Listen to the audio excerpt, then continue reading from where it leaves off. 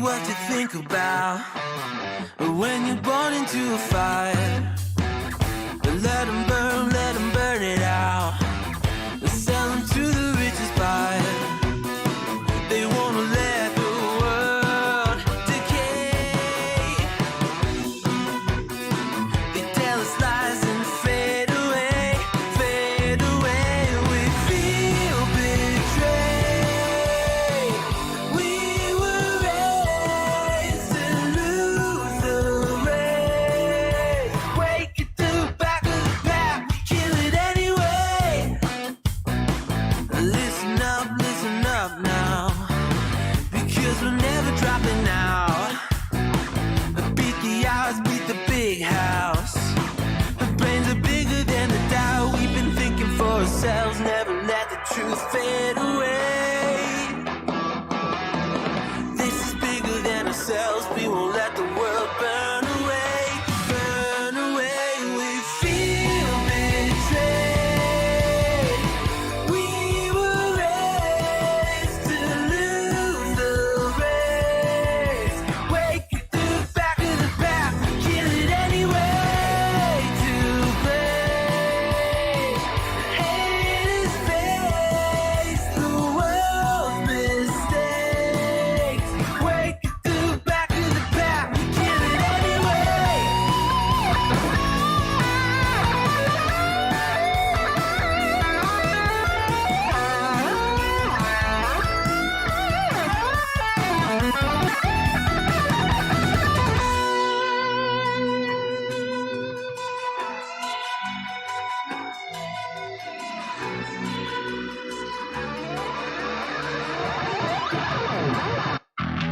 And we feel betrayed.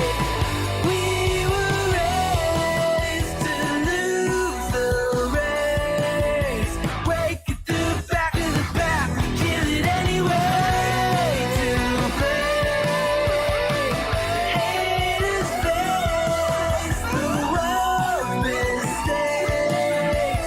Wake it to the back of the pack, kill it anyway.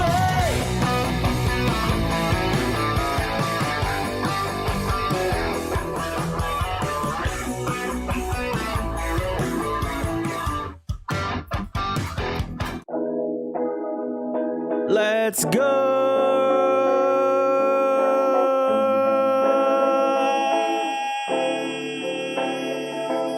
What's up, everybody?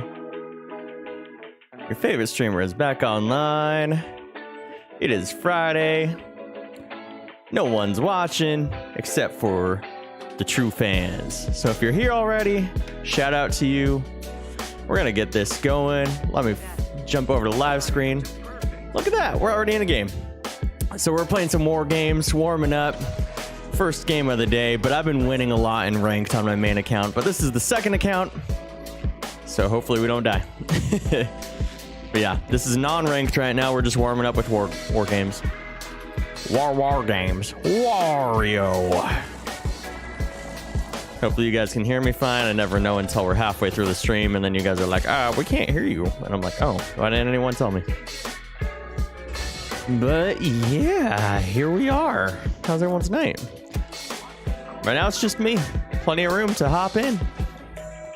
It's been a weird week. Weird week, but a good week. I'll tell you guys about it as I see a couple of you pop in here. I don't want to waste my best stories when no one's in the lobby yet. So when you get in the lobby, give me a little shout out.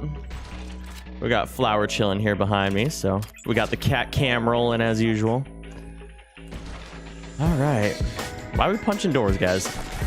Do we hate all doors? Yes, we do. All doors need to disappear. I mean, you can't punch that door. Doesn't work like that. All right, let's see if I can't win this first game. Probably not. I love this time of the week, guys, because it is literally one of the few days in the week that I get to devote a few hours to gaming. Yo, let's go to the big bubble. Let's go, let's go, let's go. I love it over here. Yeah, you can see the cat cam behind me. Flower's just... Oh, hello.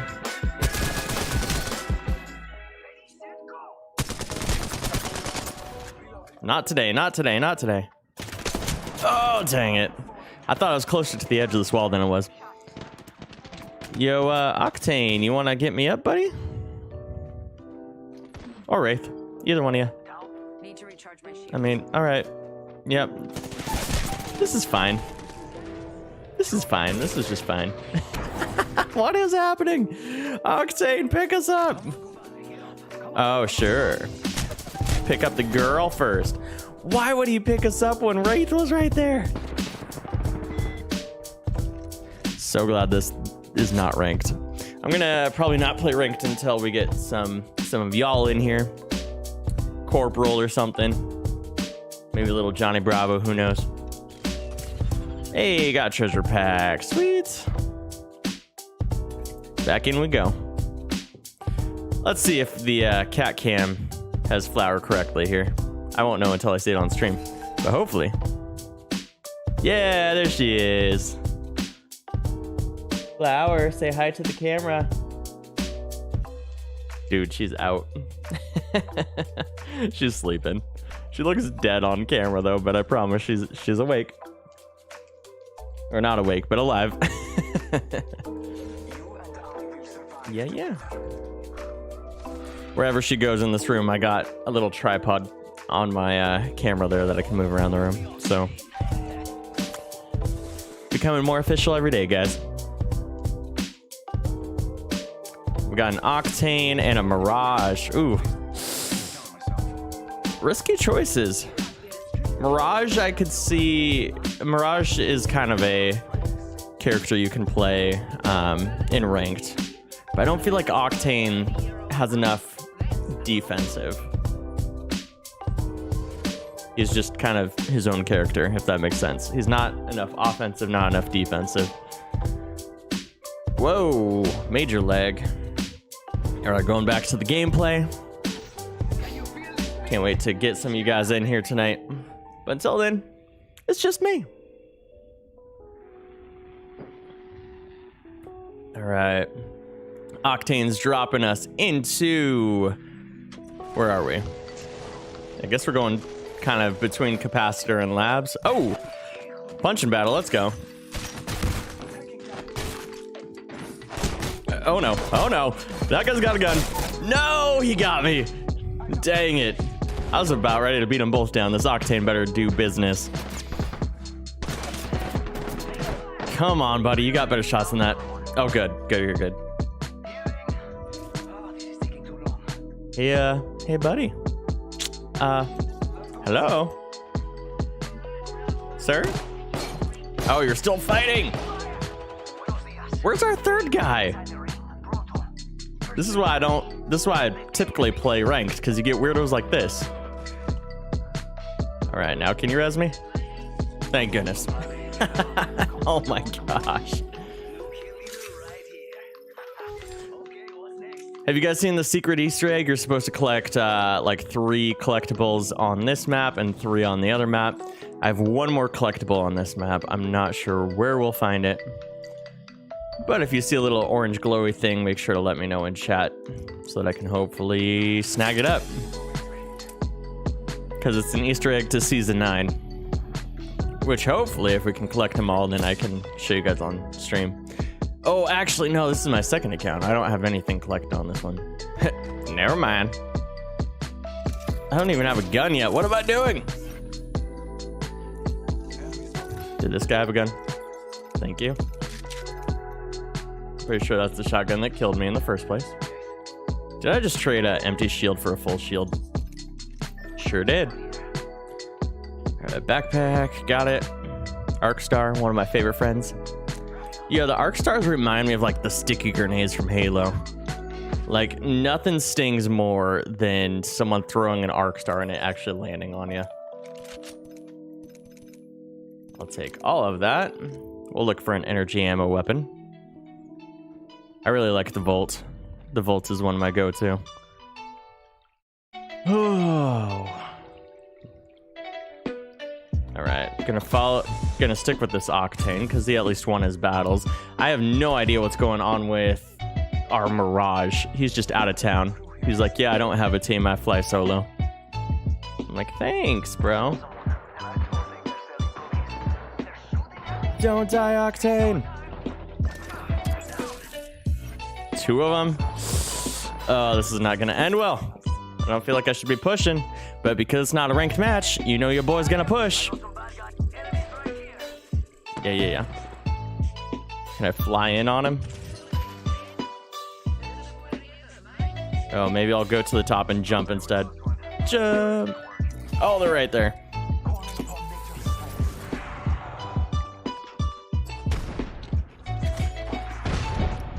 That was a terrible arc star.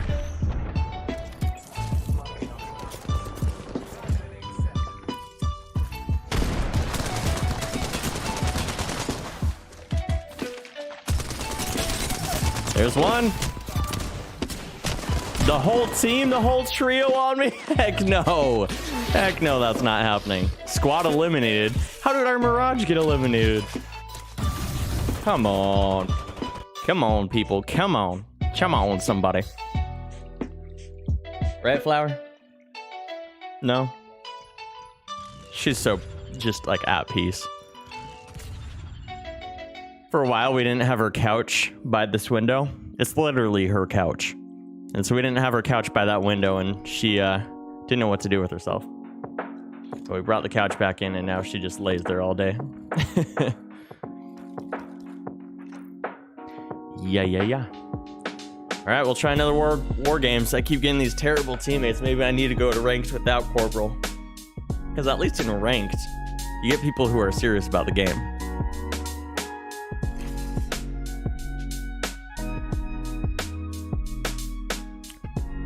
Man. Yo, no one's here tonight. It's so weird. No LED, no Panda, no Corporal.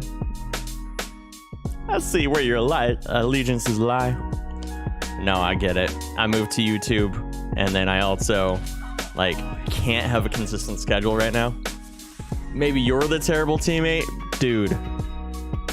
I mean, at least my worst mod showed up. I'm not a terrible teammate. But dude, are you finally level 10? Can we finally play with you? I mean, I would hope so, because you've had like 3 weeks to get there. All right, let's see where they land. Ooh, I'm Jump Master. Let's go Repulsor. I think that's a good decision. I'm so not used to this map anymore because I've been playing the other map since it's the ranked map for right now. Of course you uninstalled Apex. Why would you do that, Panda? What are you playing instead? Got bored of it the same day I installed it? Let me guess, Halo's uninstalled too? Did you get bored of every good game out there? What's your go-to right now then? Rocket League? Are still in Fortnite?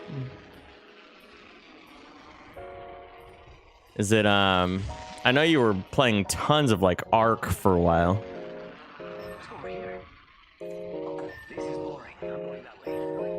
It's interesting how when I haven't been in ranked, how many rounds have an Octane? But then inside of ranked, Octane is a rare choice.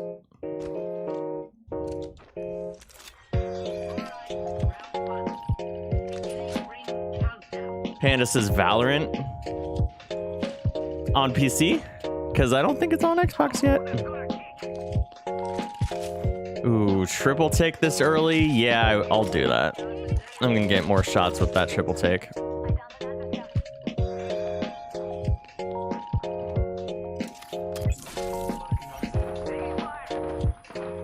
Alright, let me help my teammates. Hopefully get a kill. Or maybe they just got it all cleaned up. Yeah, looks like they killed everyone, so that's awesome. Oh, maybe not. Maybe not. Bye-bye. That was a sweet snipe. I'm getting better with the sniper. Yo, if Valorant comes to Xbox, if it comes to consoles in general, I'll give it a shot again. I just don't have a gaming mouse. So I'm like dying every 2 seconds. Mostly due to the reason since I'm trying to max out the battle pass before the season's over. That's literally why I've played way too much Apex. I'm at the top of the battle pass, but there's like an extra 10 levels that if you get a special skin. So I've been working on that like crazy. Because yeah, same thing. Season ends in like 20 days or so for Apex. And I got the battle pass, made it all the way through it. I'm just finishing it out. And I'm trying to get my rank up to diamond. It's currently at the second level in platinum. Yeah. I've gotten some really good teammates recently for ranked.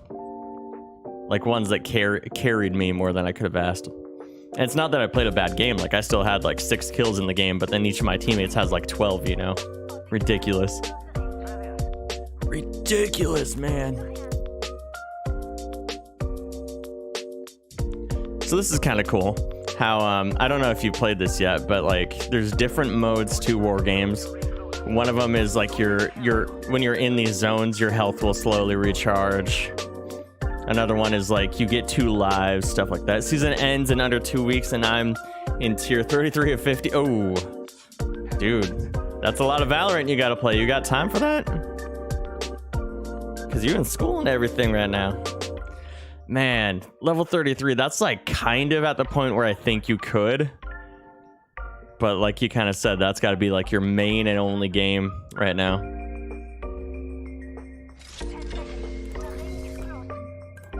I remember there was a season of Fortnite where I like tried to put all my time into it. I got to like level 97 and it ended. I was so pissed because those last 2 or 3 levels with the like most epic skins are what it's all about. That's the whole reason you want the battle pass, for that super epic skin at the end.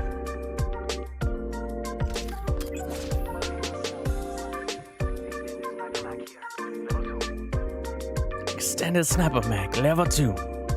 Yo, we gotta go. Ring is closing. I mean, I guess we got plenty of time. I got a sniper, might as well take that mag. Ooh, and that thing. I don't run a sniper that often, so in my head I was like, I don't need that. And then I looked at my inventory, I was like, yeah, I do need that. I also need more ammo. Got 5 sniper bullets. Each tier is 5,000 XP, or not 5,000, 50,000 XP. Panda. I mean, if anyone can do it, you can. I'm not saying it's not possible. But is it likely? How good are you at Valorant? Valorant's a whole different game than Fortnite and Apex and Halo, man. It's a reason I don't play it, because I'm no good at it and it's on PC only. Maybe you just need to take the L, realize that you can't get that far.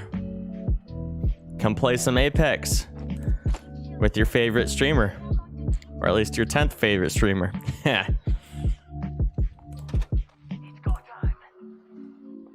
You're decent. Yeah. I'm sure you are, but are you 50,000 XP per level decent? No. Maybe you are. Maybe I need to put more hope in you. Nah, never Apex. Okay, that's fine. Don't mind me. Yeah, I don't know after this season. Next season looks really good because one of my favorite games of all time was Titanfall 2. So I kind of want to keep playing Apex to see what they do with Titanfall in it. But at the same time, like, I'm down to start streaming other stuff after this season. I'm not feeling like playing Fortnite for a whole season, though.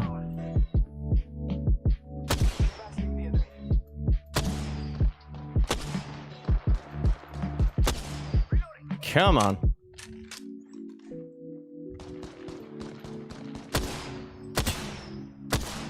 Fetch me their souls. I mean, there's 3 challenges that are worth 12,500 XP, and they reset once you finish those 3. Huh. That's still, like, if you complete all 3 of those challenges, you're still not leveling up, though. That might be a problem. Depending on who you talk to. Yo, we gotta get out of here, team. I just suggest that we just say see you later to those guys and go this way.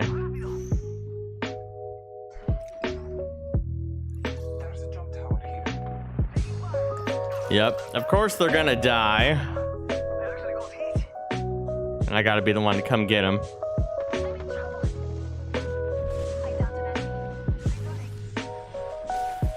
Okay, we got one down, I hear.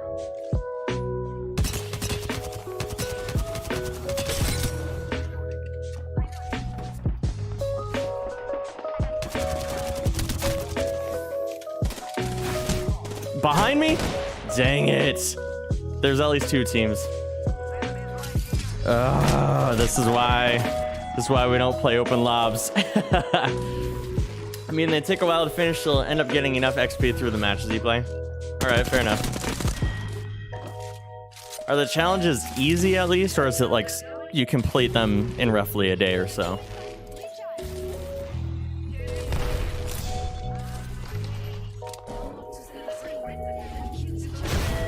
Dude, pick him up, get out of here.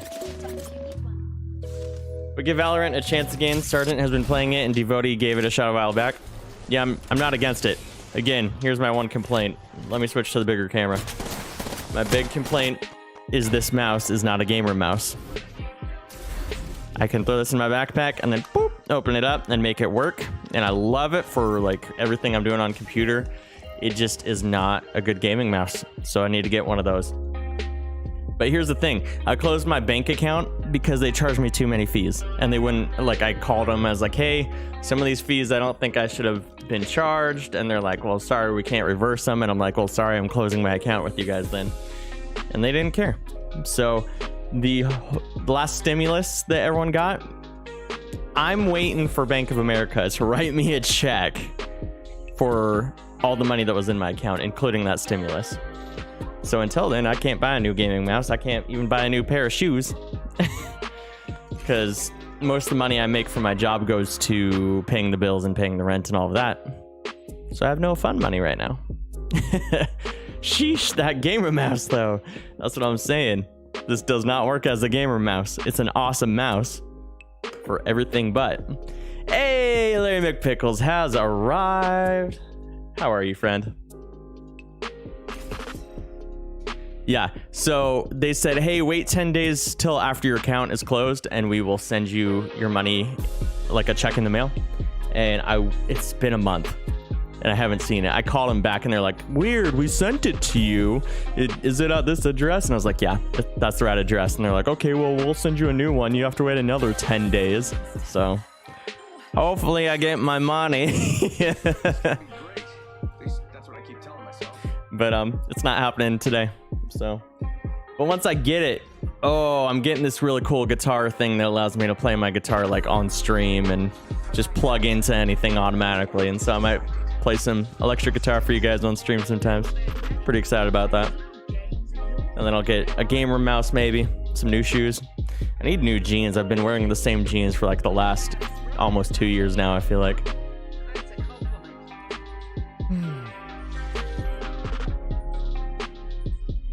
But other than all my money being who knows where, life is good. Can't complain.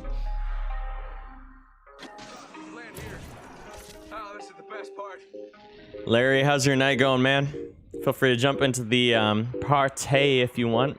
Yeah, play some tunes for us, dude. You know I will. I've just always owned an amp, and amps are great for live settings, but when you're trying to record or play like in a live stream an amp, it does not sound good at all. Whoa! Why are you getting punches and I'm not? That's right. I'm gonna do this. Hopefully I get away with it. There's no way I'm getting away with this. Oh, good. Whew. All right. Now I just gotta run away because we are in a heal zone. So I might get away with this. Oh, shoot. That's way too many people. All right, I'm gonna try to get with my teammate here. Panda, I'm gonna read that in just a second. Let me try to survive. Oh, dang. I didn't think he hit me that much. Dang. Panda says that one neighbor from the story time probably stole it. Oh my goodness, you're not kidding. You should go confront them and stream it. Mom and I are actually thinking of setting up a camera on the mailbox because we're pretty sure they've stolen way too much from us. But we've gotten pretty good about knowing when the mail comes and just like waiting by the window around like 1:30 every day. But yeah, it just takes one time of the mail being delivered and us not being there, and of course that's the time the check would have shown up. Larry says, my B-day was Thursday and I'm building a PC for my birthday when I can get a hold of some GPUs. Man, that's sick. What GPU are you hoping to buy? If they weren't, of course, being shorted everywhere right now. That's the hard thing about building one right now. Like, I agree with you. Build one, make it like the perfect one so you don't have to be going and replacing everything in like a year or two compared to buying one. But at the same time, if you buy one, you get a GPU, so it's almost worth it. It's hard. Yeah, for now, I'm just good with my laptop, but I would love to have a gaming computer, or at least a good, solid streaming computer that I could do more overlays and effects and whatever with. Panda, I actually agree with you, though, dude. I think our neighbors... Every single night at like 1 or 2 a.m., our neighbors rev up their truck and go somewhere. And then come back like an hour later, and their truck revs up again at like 2 or 3. Yeah, I feel like no one's going to work at 1 in the morning and coming home an hour later. Unless they're doing something sketch.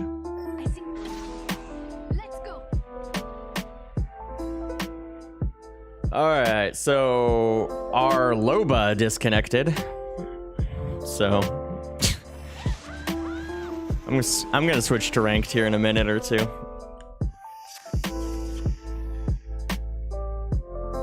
Larry, what GPU? Let's see, the Radeon. Ooh, dude, those Ryzen chips are insane. Like a Ryzen 5 is way too good. You get your money's worth for that. Smart move to keep it with AMD, especially right now. I feel like the other processors are kind of falling in comparison to the Ryzen right now and the Radeon. My computer has an i7, but I'm not partial. It's like whichever company is doing better when I'm looking to buy a new computer, that's what I go with. Right now, I think AMD is like killing it. It's not even like a fair comparison right now.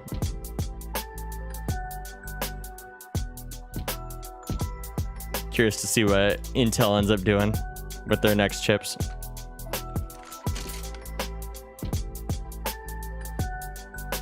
All right, so just me and a teammate, so I'm pretty much gonna Rambo this round.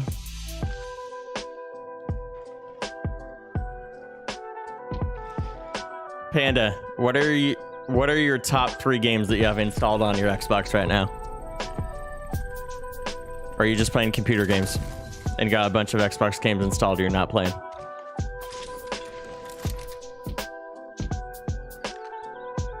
Guys, I'm telling you, the Spitfire with the 2 to 4 times scope is pretty good. You can only find the 3 times, so I'll stick with it for now, but... Yeah, I also didn't get anything for Christmas, so my parents gave me a budget of like $1,500, which I probably not even go to. You'll not even go to. Gotcha. I've just been playing computer games. Well, shoot, dude. Do you guys remember Temtem? It's only on computer right now, and I streamed it for like a week, but it was like the Pokemon replacer. I've been thinking about that game a lot recently. I think when I started streaming it, it was only in beta. And now they've got like the full release of it. Kind of tempted to play some more Temtem. But other than that, I haven't been playing many computer games. Because it's like, why get invested on the computer games when I can't stream them right now? That just sucks, you know? But then I also was kind of getting into streaming games. Like not streaming like I am now, but like Google Stadia and stuff. I was having fun with that. Playing 4K on my iPad. It's just insane. Ridiculous. Larry says, once I build my computer, I will play Apex with you on ultra settings. See, that's the interesting thing. Like, ultra settings is great in single player games. Here's my word of advice though. When you play on ultra settings, all this grass like hides the enemy. Compared to low settings, there's no grass, and so you can see the enemies better. So it's like, which one do you want? A pretty game or better chance of seeing your enemy? Like in ultra low settings, none of this exists. But dude, at that point, you might as well play at like normal settings and stream it.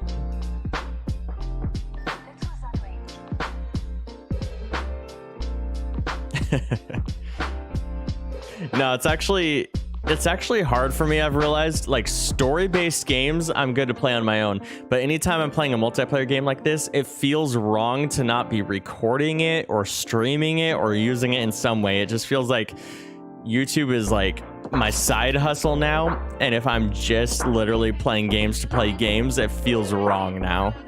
I'm not sure if that's a good thing or not, but like that's kind of what's happened. Like whenever I'm playing Apex on my own, I'll usually just hit the record button just in case I have some like high level game. So I have a couple of those recorded where they're actually pretty good, and I just never did anything with them because I'm lazy. It's not that I'm lazy, it's just that I got too much going on in life right now. And because I'm lazy. Yeah, I'm definitely gonna start streaming on YouTube again when I build it. Yes! Larry, we can do some co-streams, bro. I'm excited for that. Let's see, 300 to my upgrade. Yeah, we'll upgrade the shields once at least. Oh, Flower's got a sock, guys. I don't know if you guys can hear her, but anytime she's got a sock in her mouth, she's just meowing like crazy. Usually means she misses Gianna. Gianna went on a run because the gym was closed when she went today. Apparently they have like an hour or so where they're cleaning. So she went when they were cleaning and was like, ugh. So she's out on a run. There's a park outside our house she likes to go to. So I think Flower is just like, where's mom? Where's mom? And I'm like, I don't know. I'm playing games. She'll be back soon.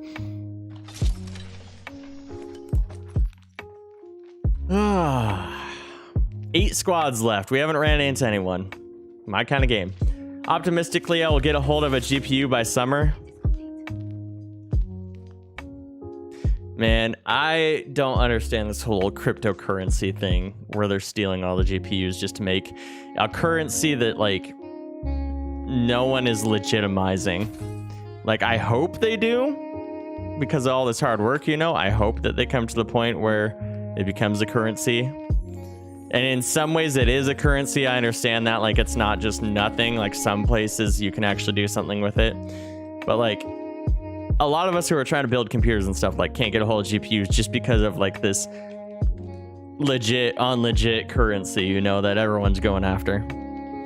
Maybe I just don't know enough about it, but that's my 2 cents.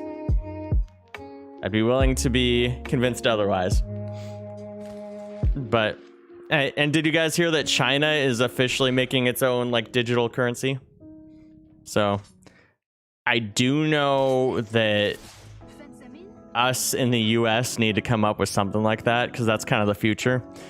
I mean, like, if you even think about it, like, sure, I have money in my bank account, but how often do I actually pull money out of my bank account? Most of it is just a digital transaction on a card, you know? Paying my bills, oh, here's my card number, you know? So I understand that's the way it needs to go, but yeah, cryptocurrency.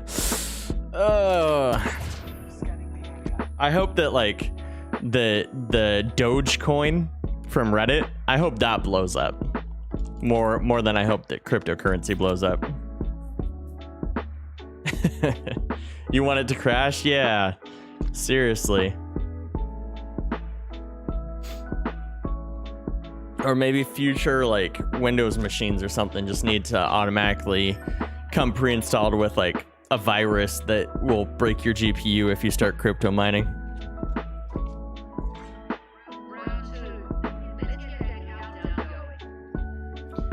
Man, literally 17 people alive, and we haven't ran into one of them. Oh, and look at that. We're in the circle, too. I like these war games. These are fun. I don't know if you guys have tried these yet. So in these zones, you actively get healing. If you get shot at, it takes about 5 seconds for your heals to start off. But if you can get away, get to cover, you'll start healing automatically.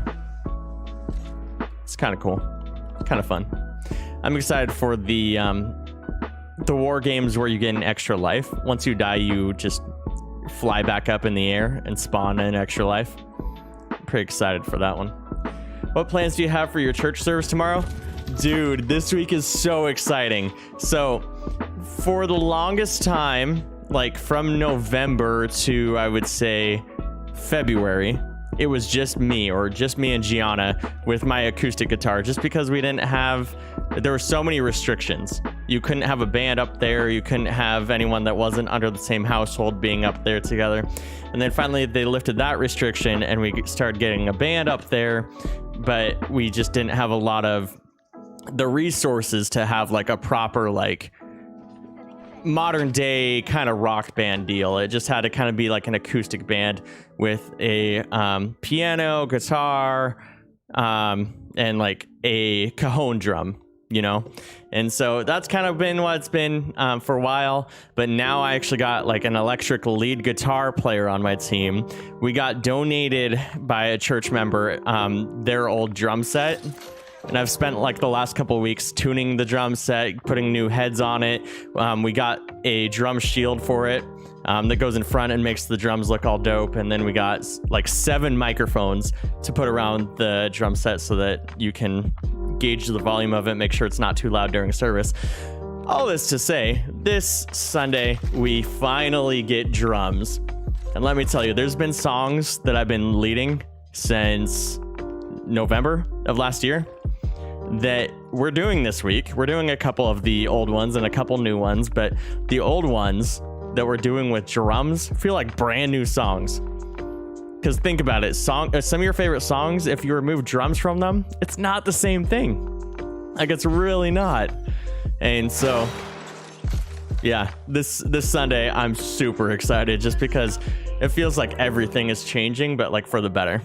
And so we get drums and all those old songs feel new again. Hey, Gianna just got back from her walk. Dude, mega... oh, damn, dude, mega upgrades. Yeah. And then on Tuesday nights now, there's this like women's Tuesday night thing going on for all the women at our church, and they want me to lead worship for that too. So Gianna and I are gonna do that on Tuesdays. But I mentioned that because they started going, hey, we kind of want to figure out how to film and record everything that's happening live on those Tuesday nights. So now that they're figuring that out for this women's group, but once they have it like solidified, we might start doing that on Sundays. So then you guys can actually see live what I'm doing on Sundays versus just kind of seeing the videos that I'm making for like the on live gathering. We're gonna switch that to actually like live performances and stuff. So on Sundays, maybe I'll shoot in the Discord the link to our service and you guys can check that out. All right, we have 4 squads left. We literally have seen no one this game. Yeah, that'd be super sick. I'm excited for you guys to see it. I might have to have someone, like, one of these weeks that Gianna's off or something, I might just have to have her shoot some video, and so you guys can at least see what my work week looks like.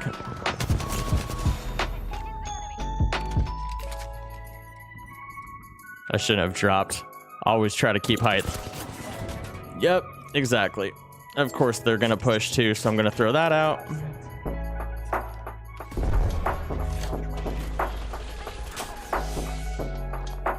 Oh!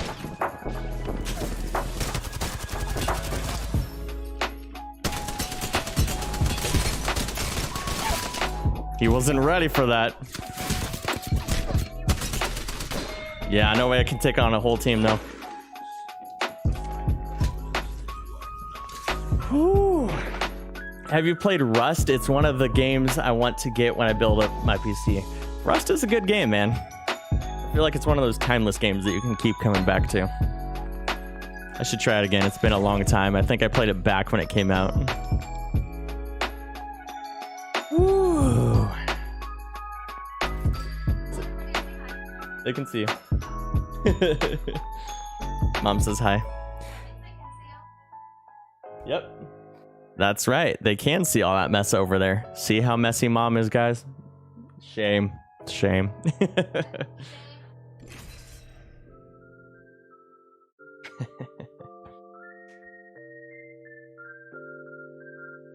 Oh, nice. Elastic band. You look crazy on stream, though. She's got an elastic band around her feet. She's like, it wasn't the poop dance, guys. I'm burning up, guys. Summer is coming real quick. Yeah, maybe you should turn on some air. You just turn it down instead of turning it up. Do you see the one that says cool on it? It's like the bottom instead of the top. You just move it down to what you want. Like 70? 69, 70? I love our new setup though, guys. Like, this room is so much better than our old room. Gotta start paying those AC bills. Now that's the thing. Like, we've been paying for like heat all winter, but now it's actually warm enough that like we've been turning off the heat. So now we can do AC on occasion when it gets a little too toasty.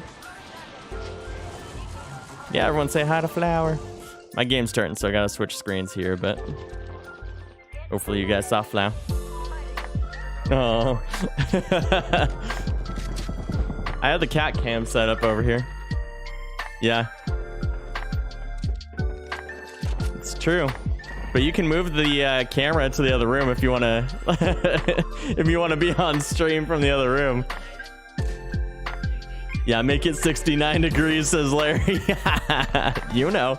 You know.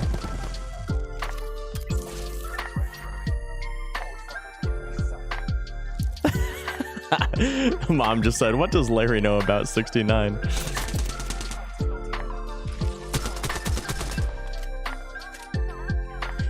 I don't want to know what Larry knows about 69.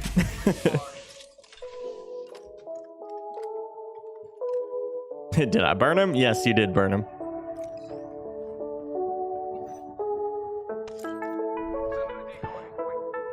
All right, I'm gonna be here in the corner. Oh, maybe not. Bad guy. Don't look that way, buddy. All right, I'm gonna scan, see if he's pushing us. Of course he is. Ooh, they're both pushing. Not a smart move. Okay. Woo! Where'd they go? Come here. Yeah, got one. Where's my team? Where's my team? They better get this other guy. Got him. They've been bamboozled. Oh, looks like I need to pick up the sniper if we got a gold mag in it. Sheesh. I got health. Sweet. Larry McPickle says, I have logged quite a few incognito hours, if you know what I mean.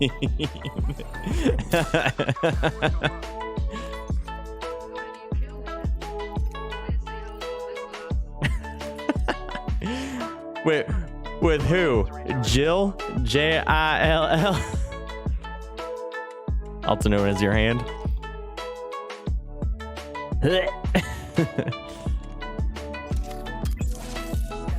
Oh, hey. Look at that. Another team over here. Let's see if my team will do anything about it. I need a scope on this.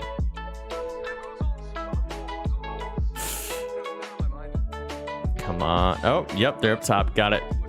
I'm going to try to hit him from across the way here. You are one funny guy.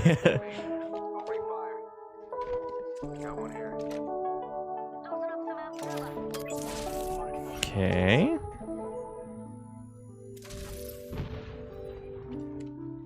Is this one running away?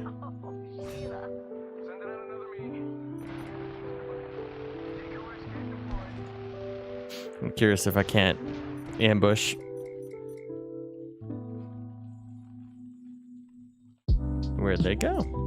Yeah, they're gone. I would have ran out of there too. Are they down here? Are you still plat or did you lose your rank? No, I'm plat again. I got back up to plat because they reset everyone's rank halfway through the season. I'll do that Spitfire, I guess. Yeah. Ooh, we got the 2 times. That scope on the Spitfire is such an OP thing. Just saying. Yeah, I'm the 2nd level of plat, so I need to get like 2 more levels to get my diamond. Diamond's next, right? I think it's next. Who knows? But yeah, I've been working on it this week.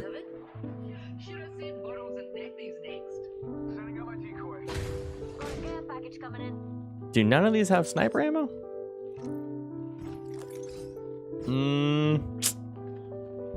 Better than no scope. No scope. Actually, you know what? I need that scope on the sniper. Yeah.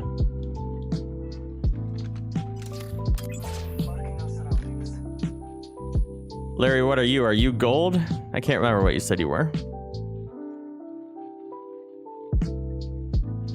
And is diamond the first level where you finally get like a dive trail at the end of the season? Because I want to get to the level where you get a dive trail and then just stop playing ranked. Just so I have one, you know? But yeah, if we had a team, if it was like Larry, Corporal, and I, or Corporal, Sarge, and I'd be willing to play all the way through ranked, but I don't trust just me getting there with some randos.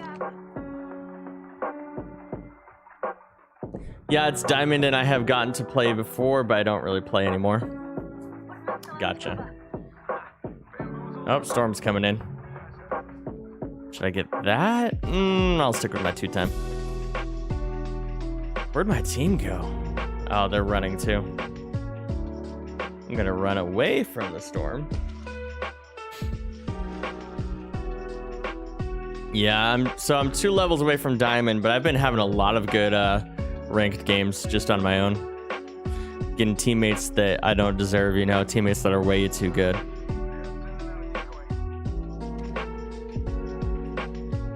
Man, I can't wait for my check to come in the mail so that I can get some electric guitar on stream, possibly. If my computer doesn't like die from overload from doing too much.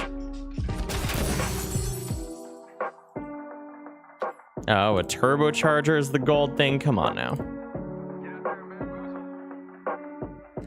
No one needs a turbocharger. Guess I'll take the ammo. But someone did a dump over here. Oh, let me jump here. The one thing that sucks about YouTube is there isn't those point things, so I can't make you do push-ups or dances. Ah. Yeah, we got to figure out some system like that. They definitely need to add that, and then they need to bring notifications in. Because I was doing push-ups whenever anyone like subscribed back on Mixer. I'd still be down for that. I was doing that like mid-game. But then all you guys were spending all your points making me do push-ups to the point where it's like, no more. Oh, we got a little fight breaking out here.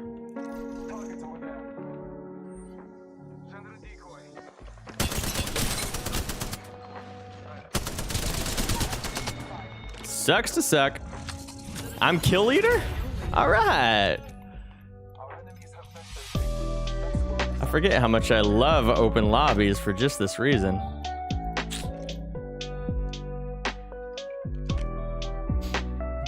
All right, so there should still be a fight happening over here. Let me see if I can pick up anybody.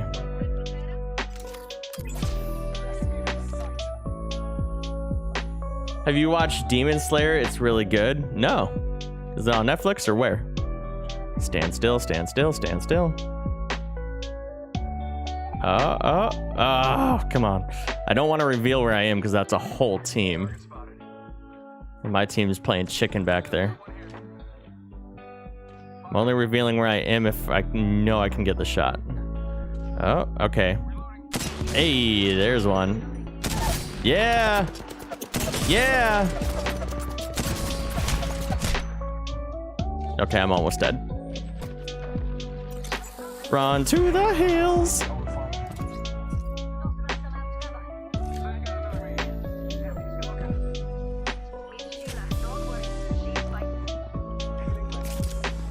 Oh. Nice. Good work, team. GG's. It's animated and maybe on Netflix. I watched it on Hulu. Oh, I have Hulu too. Sweet. Hopefully one of these boxes has some health for me. Look at that. So much.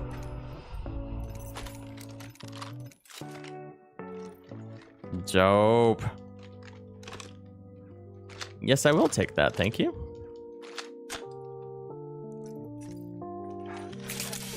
Yeah, I'm not a huge anime guy. Like, for some reason this channel is like everyone who hops on here loves anime. So I love having you guys talk about it.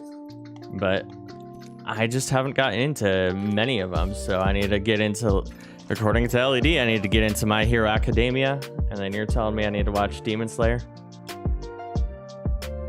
I'll at least check them out. I'll at least try them.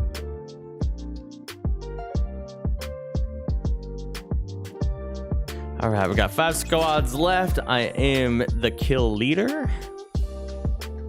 And we are about an hour into the stream, which means Corporal should be getting home any minute here. So hopefully we'll get him to play with us. Yeah. As Dr. Disrespect always says. Yeah. Yeah.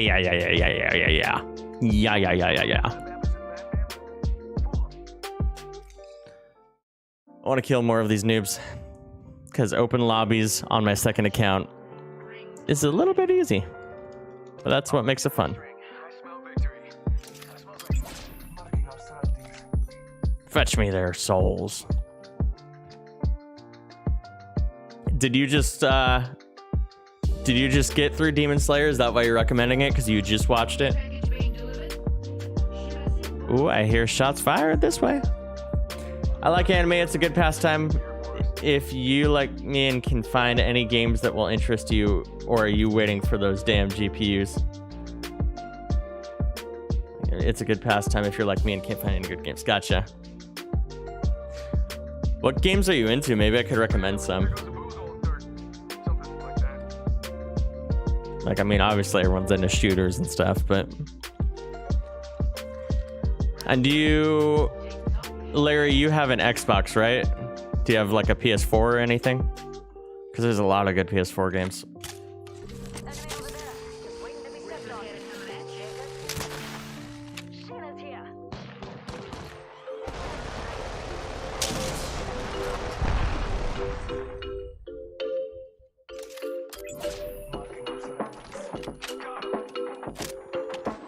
see if we can't get a couple easy shots.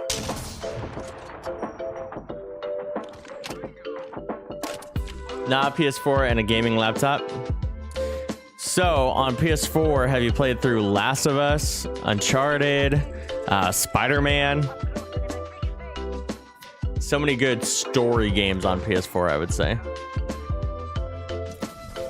Man, there's a team over there. There's too many teams. Way too many teams. And our teammate just went down out of nowhere and left the game. Didn't even give us a chance to res him.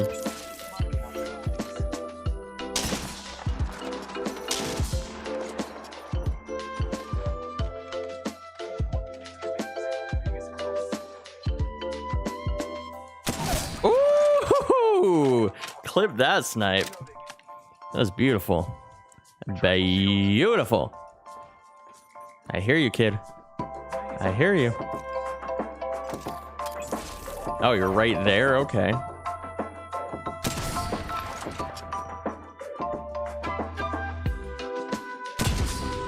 Ooh, level up that shield.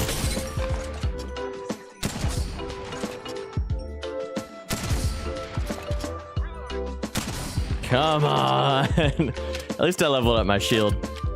4 squads left. Yeah, we're laying back as much as we can. I know there are good games out there, but I have trouble pulling the trigger on games. And yeah, I've played one Uncharted game in Spider-Man. The Last of Us will change your life. Like, it's super depressing, but I think it's my favorite game. As far as the story is concerned, I think it's my favorite game of all time. And the new one, oh man. Like, that game was so good, I couldn't stream it anymore because I couldn't just wait for my once a week streams. I had to play it like all the time. So I tried like doing a YouTube like stream of it and then like a YouTube series of it, and I just gave up on it. I was like, no, I need to just be doing this for me, you know? Those stories are some of the best. I recommend them. And usually they have a deal on it. Those games will give you plenty of hours of just like, I don't know. It's one of those experiences. It's one of those games that I'm so grateful, like, for the experience. Oh my gosh, everyone's over here. No. Stop. I love the Horizon Zero Dawn games, dude. I never even got through that, but I love those games too.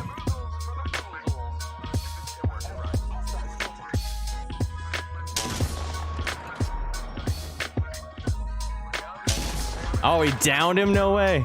Good shot, man. All right, let me heal myself, I guess. We got 4 squads, 10 people.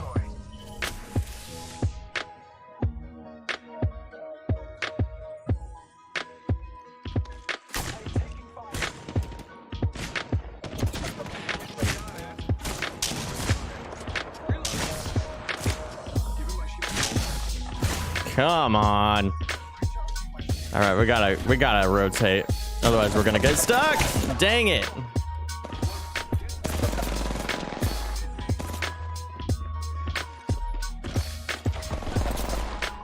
Of course, he's gonna clean me. Oh man.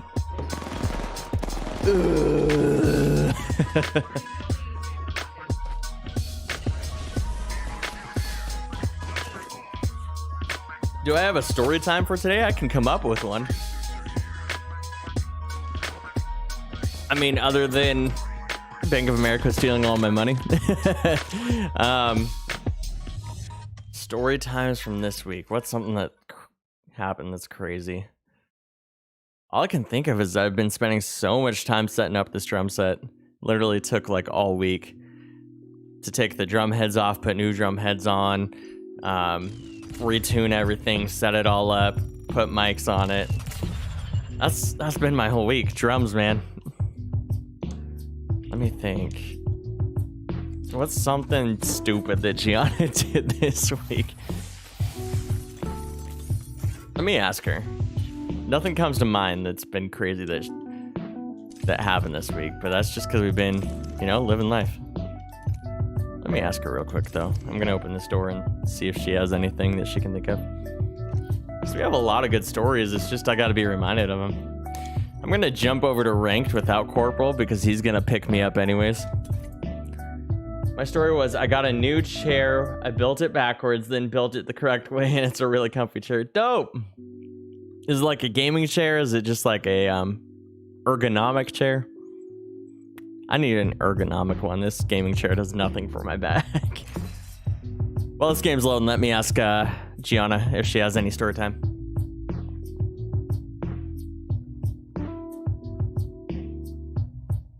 You have a story time?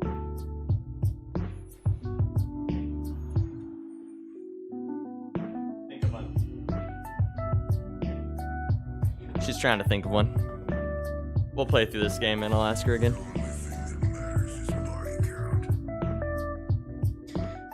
I mean, her birthday was last week, and that was crazy. She got 2 tattoos. Are you ready to show the stream tattoos yet, babe? After this game, come in here and show them the tattoos. Yeah, that'll be our story time for this week. We'll show you Gianna's new tattoo she just got, and kind of give you some backstory to...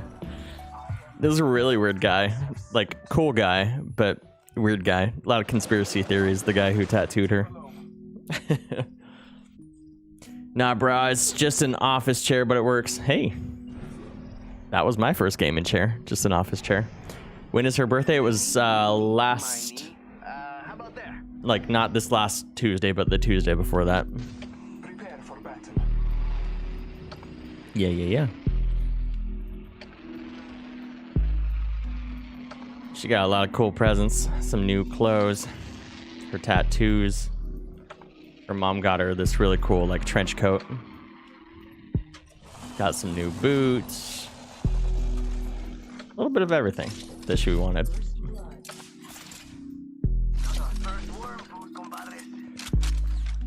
Ooh. So I can finally feel the AC. It took forever to kick on, but I feel it now. Feels nice. That's cool. We have close birthday. When's your birthday, Larry? Has it happened yet? Is it about to happen?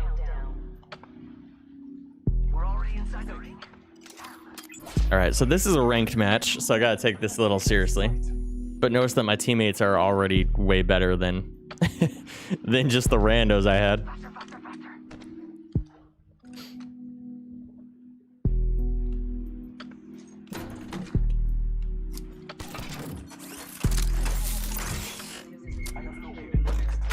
Alright, let's push the PS5, shall we? It was last Thursday, remember I was talking about the... Oh, yeah. Duh. I do remember, now that you mention it. Sucks to suck.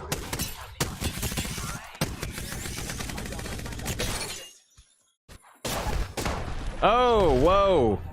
I didn't expect to get hit like that. Buddy, get me. Nice. Good job. I like how people play in ranks a lot more. They're all for the team. Just gonna go over here, pick up this blue shield, so I don't have to worry about rezzing. And then, do I have any health? Just a little bit. Hey, Flower's back on the couch, acting like a psycho. Oh. She gets in this playful mood where she'll run around and pretend like there's mice or something that she's chasing. Where she just looks like a crazy cat running across our house. What? This guy just disconnected? That's not good. Alright, where's that wraith that I destroyed? I think they climbed all the way over here.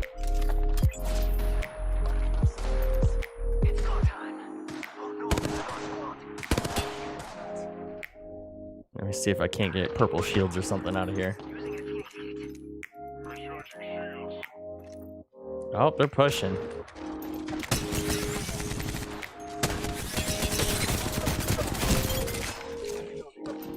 Woohoo! Thank goodness I have a health kit. What were some of that guy's conspiracy theories? Things like... Oh man, my whole team's down. Give me a sec. Gianna will remember them way better than me.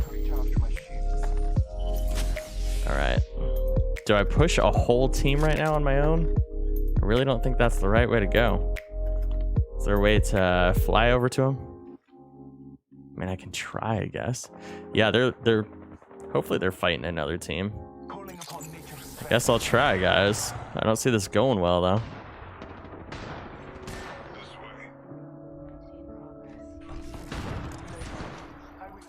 Out in the open, no biggie. Oh, they're pushing.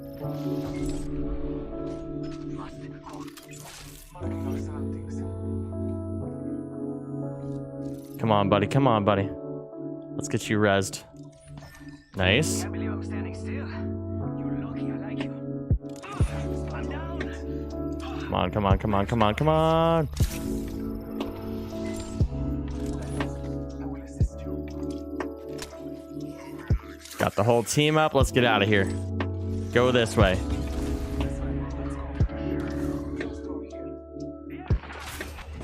Come on, get inside. Don't fight them. You know you're not gonna win. Get in here. I can't save you guys this time after time. Okay, so like he kind of mentioned some things like the shots of the virus tracking everyone. He mentioned things like our English language actually like revealing some hidden things like TVs are the best way for the government to control people, and that's why it's called television, you know, stuff like that. Again, cool guy. Like, it was fun to talk to him, and you can tell that he didn't just like come up with these out of the blue. He actually like took some time to like kind of figure it out for himself. So cool guy in that aspect. Like, I respect him in that aspect, but again, some of the stuff was just like, I see how you got there, but I disagree. You know, sounds like quite the character. Yeah, definitely.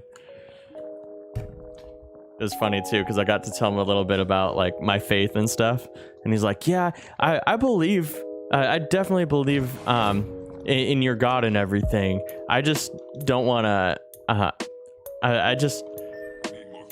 he's like, I have friends that have tried to make me Christian and stuff, and like, I believe in your God and I'm a good guy and stuff, but I just don't want to put all of my cookies in one jar, if that makes sense. And so he's like, I believe in him, but I'm not gonna follow like I don't know, you know. And so he's got kind of his own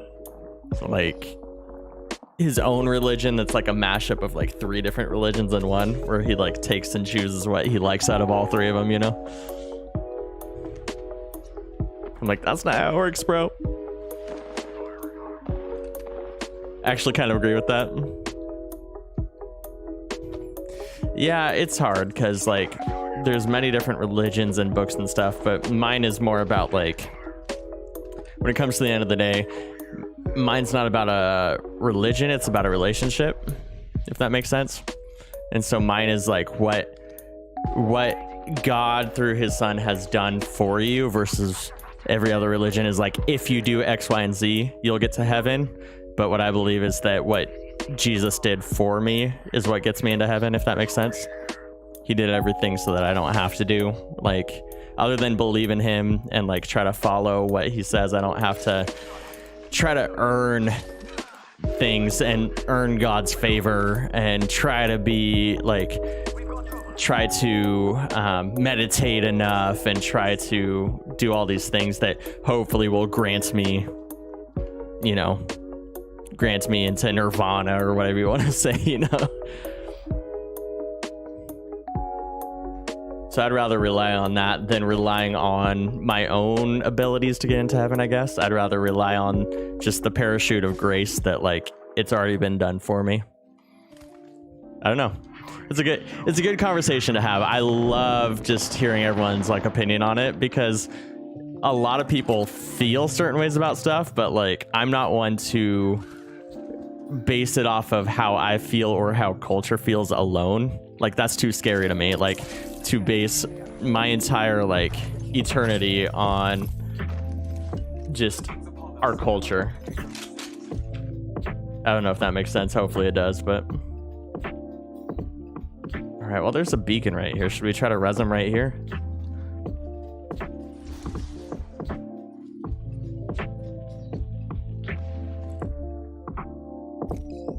But Larry, I'm excited for you to see our live streams once we get those up, so you guys can actually see me leading live. You guys can kind of see some of my job at least, even though Sundays are like the fun part of my job and you don't see the rest of it, of the scheduling, communicating, planning, blah, blah, blah, blah, blah. That takes up 90% of my work week.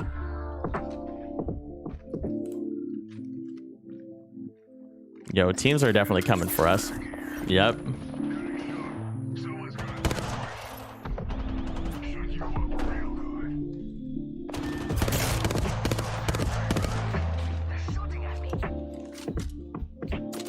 Yo, no, no, no, no.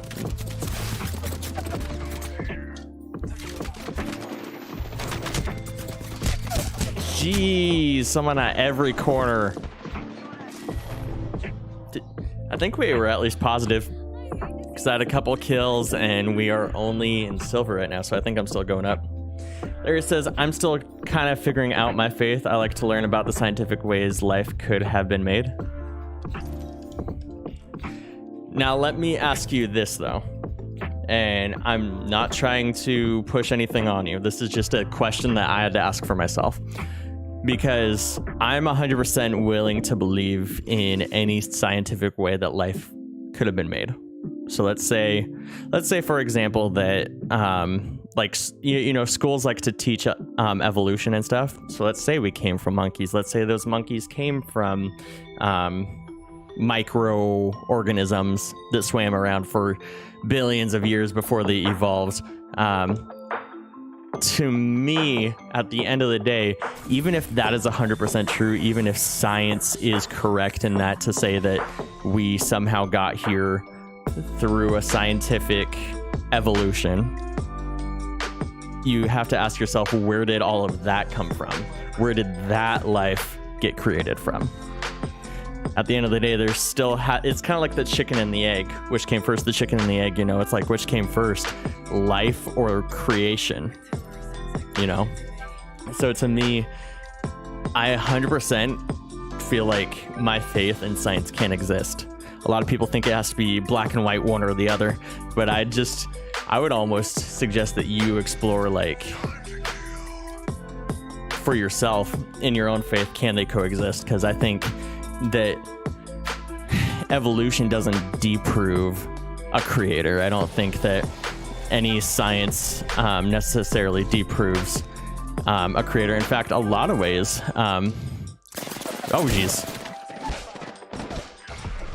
in a lot of ways, you'll see that science now is starting to realize that a lot that lines up with scripture is actually correct.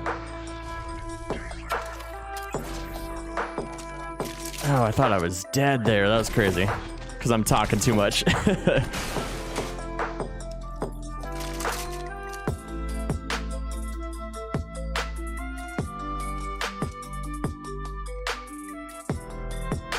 Alright, gotta get some health here. And again, I'm only gonna talk about this as much as, like, you want to talk about it. I'm not here to, like, shove my opinion down anyone's throat, but it makes a good conversation. So as long as you're having fun with it, I'm having fun with it. But I'll get back to the game if it's starting to get uncomfortable or anything like that. It's just, you know, that's kind of what I made my life about, so it makes it kind of it more makes it just something I enjoy talking about. Larry says, I mean, that's kind of a hypothetical question, because I could say, where did God come from if everything has to come from? But I see what you're saying. Go ahead and ask that. But I would suggest that if something at the end, there has to be an end to the road, right? And so if you think about it, like, a lot of people think, like, how can God exist if in time and all of that? But you have to understand that science explores, like, what is known, and the how do I say this? It's like science studies the creation, right? Or science studies the known world and tries to understand the unknown. But I don't know. How can I say it? Because if God created the heavens and the earth, then there doesn't need to be something that created God. But if evolution existed, then at some point we had to come from nothing. To me, that's harder to believe than believing that we came from some creator or some sorry, playing games and trying to speak on this at the same time is really difficult. It's harder for me to think that we came from nothing with how much science is showing happened versus believing that we came from a intelligent designer or like a higher being. But that's a good question. Because you could say that.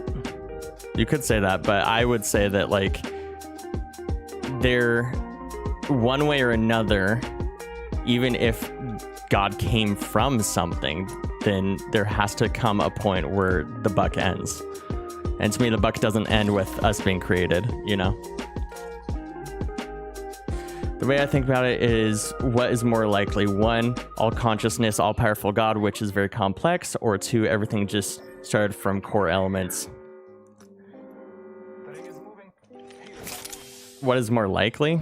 Man, that, to me, it's harder to believe that we just spawned from nothing and that we've just been spinning on a globe of nothingness for billions of years, you know? But again, I'm not here to shove my opinion down your throat, so yeah, I don't know. There's a good book that I enjoyed called can't even think of the book name, dude. Cold Case Christianity, it's called. And it's this guy who was a atheist who was a cold case detective. Like, he was the one solving cold case murders that no one else could solve. And he did that with like the Bible and Jesus's life, and kind of examined Jesus's death as a cold case. And he determined that there were a couple different theories that you could arise from it, such as everyone collectively lied about him coming back from death and lying about who he was and all of that. But that's throughout the Bible and all the cases that were written in it, that would be 300 plus, because people were being added to their number daily. That's like 300 plus people who would all have to keep the same lie the same way. And usually when people are lying about a murder, there's discrepancies between each one. So I don't know, I really enjoyed that book because he broke everything down and said, like, you could either believe that everyone kept the same lie and kept it the same way and there were no discrepancies between them, or you can believe in the spiritual and that it actually happened, you know? And so, I don't know. Time again, science and my faith don't disprove one another.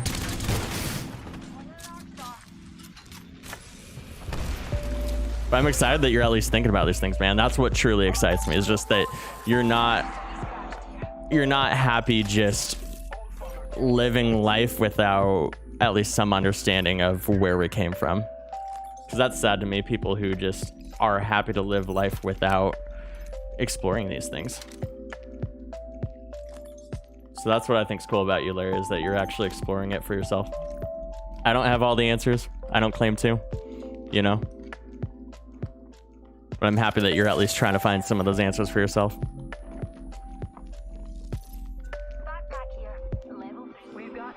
Oh, storm's coming.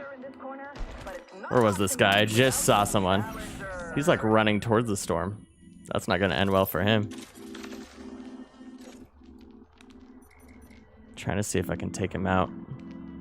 No, I don't think I can. Whew. Where's Corporal when you need him, man?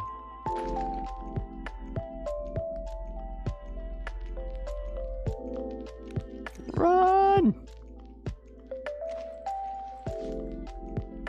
We got First Caesar and Epic Zombie Killer on my team. No wonder we're doing so good.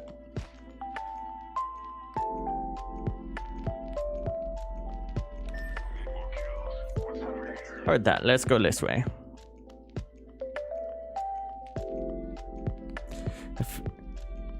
I see your comment. Give me a second to get out of Storm here. All right. You said, I feel like God is more just something figurative that people made up to feel comfort, and the reason that history and the Bible match up is because the Bible still did record true events.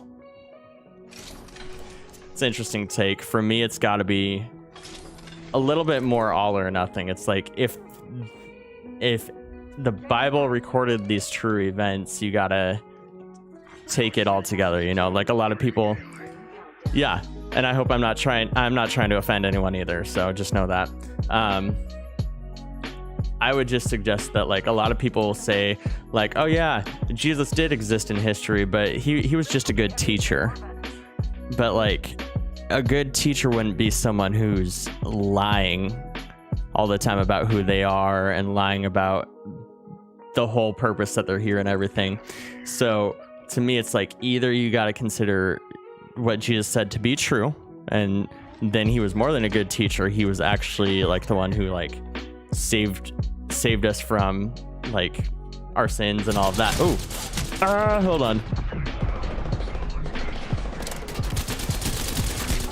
I shouldn't have pushed him, but whatever.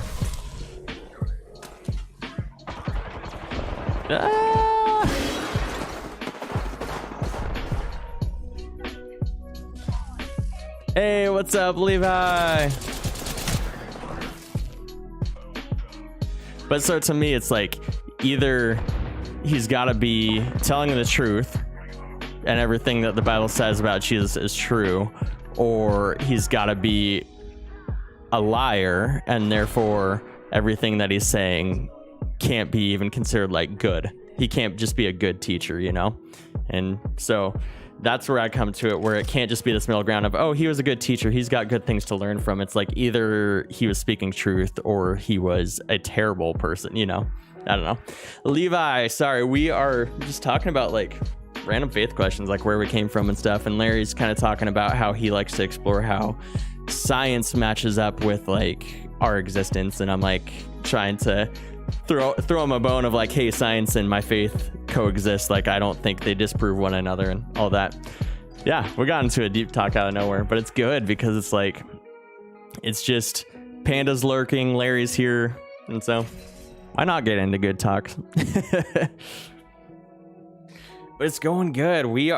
I'm playing ranked on my secondary account just by myself right now, and we're just having a good time.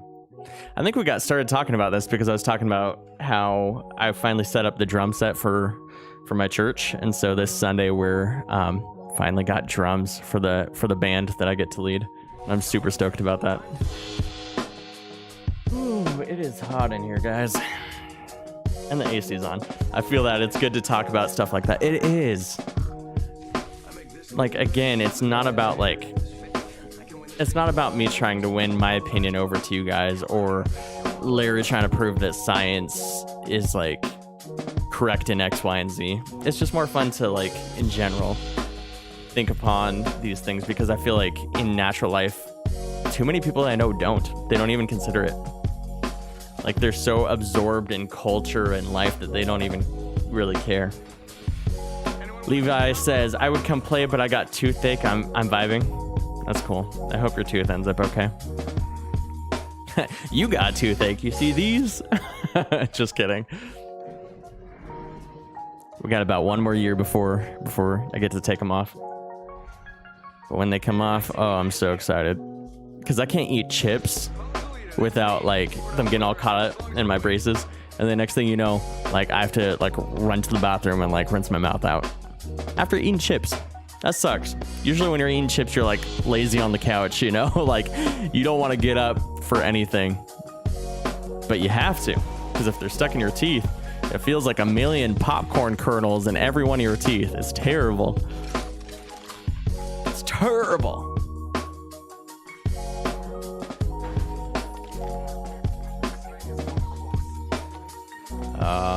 All right, so for me, if I eyeball the purple and then kind of hit X slowly, I tend to get it. Yeah. Larry says, I mean, yeah, I guess, but if you look into some of Jesus' miracles, like the water to wine, there could be meaning behind that, not literally like water, innocent things can change in an instant. Water to wine, there could be meaning behind that, not literal, like water, innocent things can change in an instant. I'm not sure if I'm following completely, but same thing there. It's like either he performed miracles or he didn't, you know? But to me, I've it's hard to say this, but like I have a relationship with Jesus, you know? So like I've encountered to my own heart, to my own flesh, that he is who he says he is, you know? And I hope whether it's that way for you or whether science or whatever it is, I hope you get to that point where you know in your own heart and your own mind that what you believe is so true for you. I don't know. It's hard to talk about these things when I'm shooting enemies in the face, but the whole squad eliminated, dang it.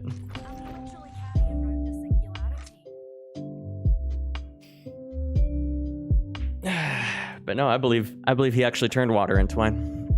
I do. I think that was his first miracle, because they were at a wedding and they ran out of wine like way before they should have. Like Jewish weddings back then were like a week long, and so they would party. No, it was like a month long. It wasn't even just a week. Because typing's hard. Cool. But yeah, Jewish weddings would be like a month-long celebration.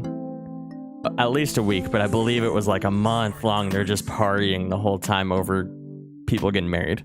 And so they had to have wine throughout that. And literally like a week or two into the celebration, they ran out of wine. And Jesus' mother, hey, what's up, Oxel? I got room, dude, if you want to play. You should get in here. But yeah, Jesus' mother asked him like, hey, I think it's time to show who you are, because what's up, Larry McPickles? You there? Let me make sure you're not muted. Yeah, some reason everyone in my party's been muted. I've had to go back and manually unmute them. But I think, yeah, I can hear you now. Cool. So like with the water to wine thing, I don't know if you know that, but like in Jewish culture, they would have anywhere from a week long to a month long celebration for the wedding, and they needed to have wine throughout that entire gathering to celebrate. Mm-hmm. But the wine ran out like halfway through the celebration, and so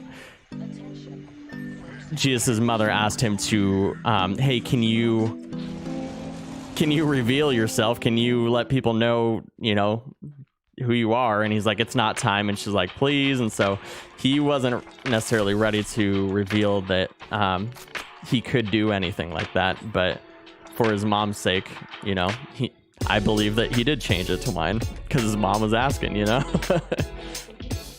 Yeah, I don't know. I feel like, I don't know if everything in the Bible is like meant to be taken like literally, like, I don't know if the whole entire world was like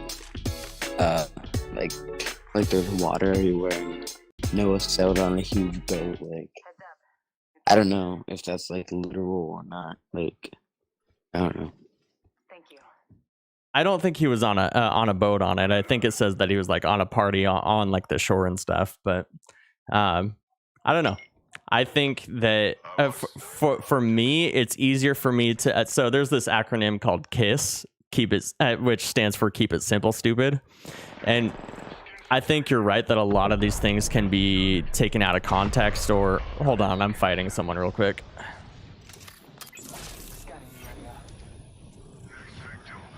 It's hard to talk about these things and fight at the same time, but I love it. I love that we're talking about it. Yeah. Where'd this guy go? Oh, there he is.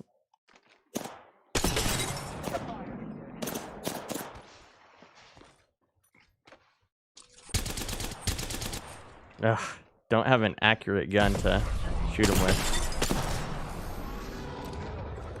Just a sniper and a Havoc. And he's long distance.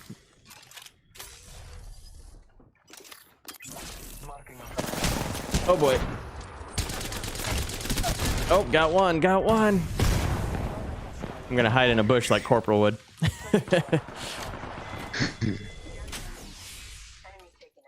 Hey, we got him.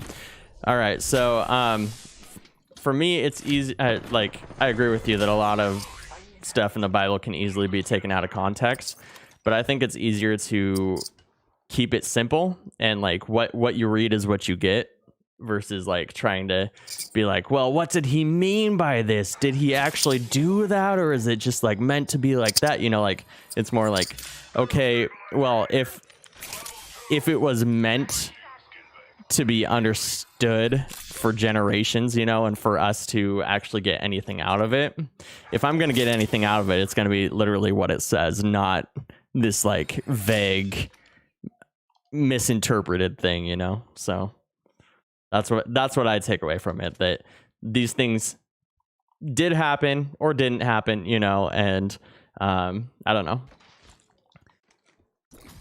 Yeah. It just seems a little too far-fetched for me to be building all these like deep understandings about everything that might or might not be wrong. But here's the thing too. So say that I'm right and there is a heaven and a hell and that there is a Jesus and yada yada. Even at the end of my life, even if when I go to heaven or hell or whatever, when I get there, I know that like the first thing I'm gonna do is laugh at how wrong I was, you know? So I hope you understand that like I at no point think that I have every answer figured out. I at no point think that I'm gonna be 100% right. I don't think any human can be, you know? And I'm actually excited about learning what I'm wrong about, you know, because it's like I'm hoping for the day when I get up there and like God just kind of laughs at me like, dude, you totally got all this wrong, but I love you anyways, man, you know. So Yeah, I mean, I don't know. Like you said, keep it simple, but I feel like some of the Bible's like kind of meant for you to question. Like some stuff like doesn't really make sense, like how God made the earth in like 7 days, which like doesn't really make any sense. So Like, I don't know. if you had if the God of the Bible is who he says he is, so let's pretend for a second that you're in his shoes, which is kind of hard to do. But if you are all powerful and you can be at multiple places at once and you can basically do whatever you want, I think 7 days is actually way too long, you know? Like why was he so slow about it if he has all power to create and all of that, you know? But I think moreover, like if I was in his shoes, I would have been like bip bap boom, you know, and been done. Like I'm bored, let me create something. But I actually kind of think that he took his time, because like on the first day he created this and that, and then on the second day he created animals, and so I think he more took his time on each one. But I don't think that it's crazy to think that if there is such a all-powerful being, that 7 days would be too quick or too slow, you know? Yeah. I don't know. It's like there's research showing that obviously the ocean was made a lot like longer before humans, and like in Antarctica, you can see how thick the ice is, and there's no way that could have been like a day after humans were made. And Hmm. like some people might say, oh well, like God's time is different than people's time, but it's um like why would he like purposely make the Bible confusing, you know? Yeah, I get that. Um, I don't know. Again, I think science is studying what can be known versus kind of what you have to. It's almost like if you think about it, like life as like a timeline or a grid, and all creation is on that timeline or grid. God is outside of that. So you're right that like he. In the same way that like when an author is writing a book, say an author wrote a book and they wrote a character named Larry McPickles into it, he could write something about like Larry McPickles woke up and brushed his teeth, and then that author could put his pen down and have, you know, a whole week long of like living his life and doing his own thing, but this character Larry McPickles has still only woke up and brushed his teeth during that time, you know.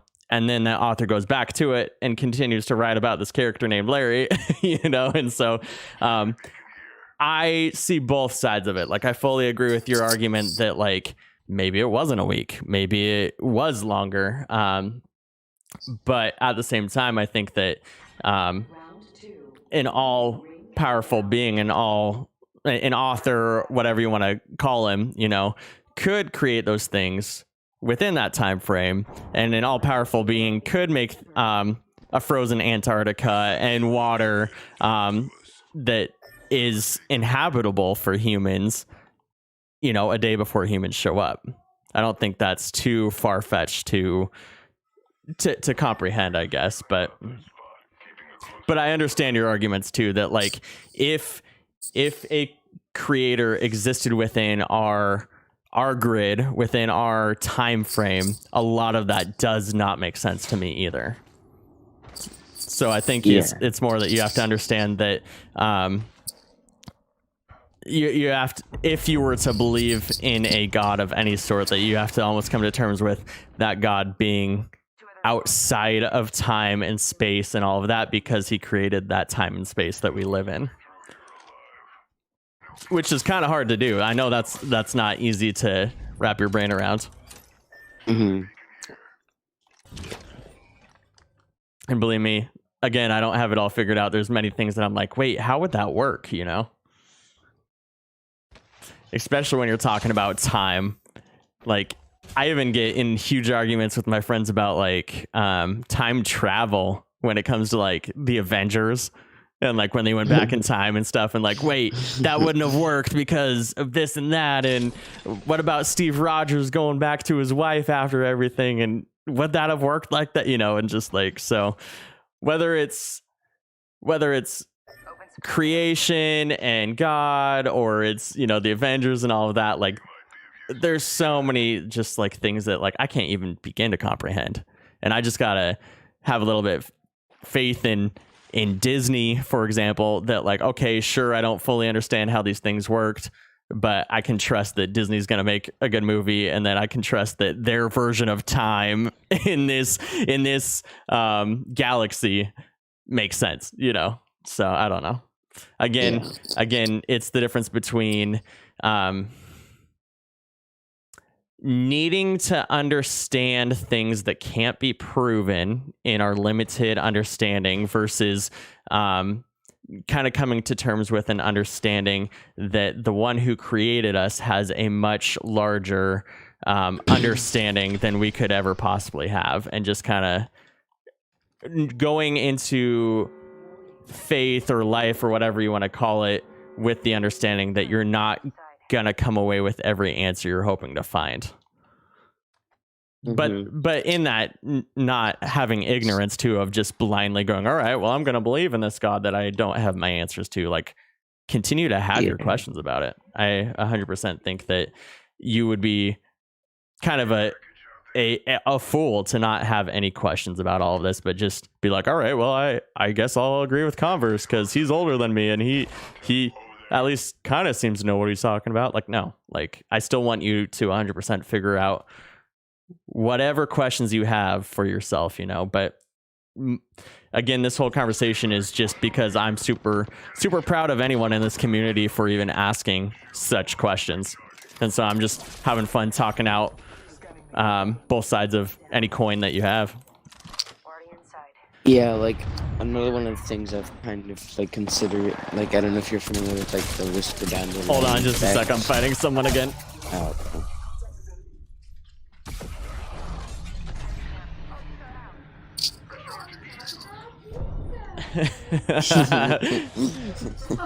No, what's that Yeah. from? Oh. Gianna's back here like, so you want to talk about Jesus? Quoting white chicks, kind of changing the words in it a little bit. All right, my team's almost dead. Give me a second. There's just a lot of gunfire going on. All right. Alright, so what I was saying was like, I don't know if you're familiar with like the whisper down the lane effect, but like how like the Bible was like supposedly written like I don't know how many thousands of years ago, or Mhm. like 2,000 years or 4,000, whatever it is. Anyways, like I feel like I don't know how like completely accurate you can take the Bible, because like with the whisper down the lane, like the first sentence gets changed when they go down the lane. I feel like something's like pretty likely to happen or be twisted in like the 1,000 years or whatever that the Bible's been around. That's a good point too. I think there's a couple things to that. So one would be, I think that we've lost the cultural context of a lot of things that were written. Like for example, you hear about like Jesus knowing that he was gonna die, and so he tells all his disciples like, "Hey, I'm gonna die." So at this final dinner he extends a cup to him and says, "Hey, this is my body. Take and drink it." You know, and that's kind of like, whoa, that's weird. But if you grew up in that culture, you actually learn that people at that time, when they wanted to marry someone, they would sit down at a table with them, and they would get the opportunity sitting across from their significant other and their significant other's whole family to pour a glass of wine and ask the other person, "This is my cup, take and drink with me." And if that person drank the cup, it meant, "Hey, I agreed to be married to you." And so there's all of this symbolism with like us as this is going to get a little funky if you're not religious at all, but us as Christians believe that we are like the bride of Christ, if that makes sense. Like he's going to come back for us and make us new in him, and that's a whole nother conversation. But Yeah, so I've been in church. yeah, so there's a lot of symbolism and culture that I think that you do lose, especially with it being translated from Greek to English. But Yeah. within that, there's people who it wasn't just, you know, one person who was like, "Oh, I want to translate this to English." It was like tons and tons of people who understood Greek and decided what those words should translate into English. And so I think that there can be some misguided translation or misguided cultural things that we just don't understand because we're not in that culture anymore. But I think if you can believe that those who wrote the Bible were writing, it's, you know, you hear the Bible is the word of God, and that the Bible was inspired, like man written, but inspired by God telling them what to write, or him correcting what they were writing, or whatever you want to say about it. And so if you can believe that the Bible is written by man through God by man, then I think that the Bible can also be translated by God through man, if that makes sense. That's where I come away from it. Now, do I think that there are bad translations and good translations? Absolutely. I think you have to be careful when you're reading it. And the thing is, there are translations that are approved by many religious people, and then there's translations that aren't. And so what I like to do is there's more modern ones that are easy to read, but I understand going into those that those easier to read ones aren't necessarily the right translation. And so it's good to have multiple ones so that when you come to those points where you're like, wait, what is this saying, or is this contradicting itself? You can compare it with the original translation and see. And I could get into a whole spiel about that, about how you tell which ones are better than others and yada yada, but I don't know. I'm just giving my 2 cents to everything because I fully agree with you that, like, if you look at a normal book of any type, it would be so easy to be translated wrong. Like, I think that is 100% valid argument. But then I think that if you at all think that any bit of the Bible is correct, then you kind of have to take it all at face value, you know, or at least take it at face value through many translations that can help you figure out what it was trying to say originally. Like, the thing about translating Greek to English is Greek has like a lot more detailed words. Like, I heard like the word love is like there's 4 different versions of the word love in Greek or something like that. So you might like lose the power behind words, like you said, like falsely translated, especially from Greek, just because like how their language is made. Yeah, that's true. The Bible does have, or that culture. Again, we're talking about how things in culture get kind of overseen. Oxel can join now. Sweet. Go ahead and hop in my lobby, and we'll get you playing in the next game. In the same way, that culture had several different words for love, because in I think English is probably the saddest culture when it comes to the word love, because we say we love pizza and we love our parents in the same like sentence, you know, or the same day. And so it's like, how do you compare those things? Because if you lost your pizza, it'd be sad, but if you lost your parents, it'd be like detrimental, you know? And so in biblical times, there were several different loves. There was like a you're interested in someone love, kind of like a crush. There was a love as in you find the other person pleasing to the eye and kind of want to, you know, their physical features you find attractive. And then there was a love like a husband and a wife. And then there was or like a son and a father kind of a thing. And then there's finally a love that we consider a like heavenly love, which is called agape, which means like it never ends. Like even in your worst circumstances, God still loves you, kind of a thing. And so that's the different loves.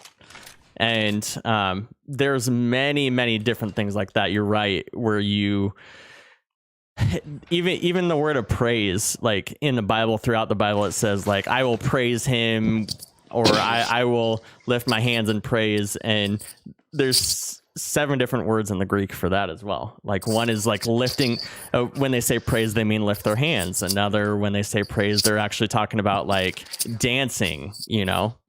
And so, so I think that, again, you're 100% right that some of that just gets lost in culture, lost in translation. But I don't think that takes away from the core truth of everything.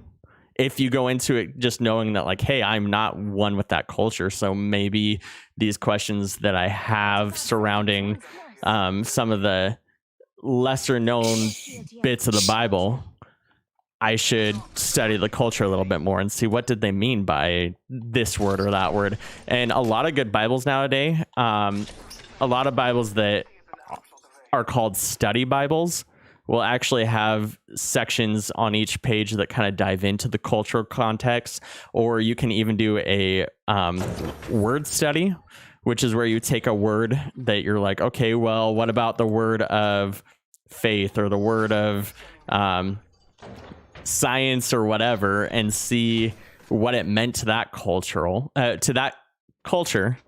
And then same thing, you'll kind of come away with it with a better understanding of how the words that were written meant something possibly more significant to that culture than what we're picking up on it. The thing about what was I gonna say? I just lost my train of thought. I'll tell you if I remember. Okay. What was I gonna say? You want to say what you were thinking? Yeah, Just come over here to the mic because it's not picking you up that well from there. Don't worry about it. Okay, She- no one look at my hair. I just put coconut oil in it. She just put some product in her hair so she looks crazy. But Gianna has a point that she wants to add to this So, conversation. I am not hearing anything that you guys are saying on this end. I'm just hearing what Jordan said. So this might completely go with the conversation, or it might.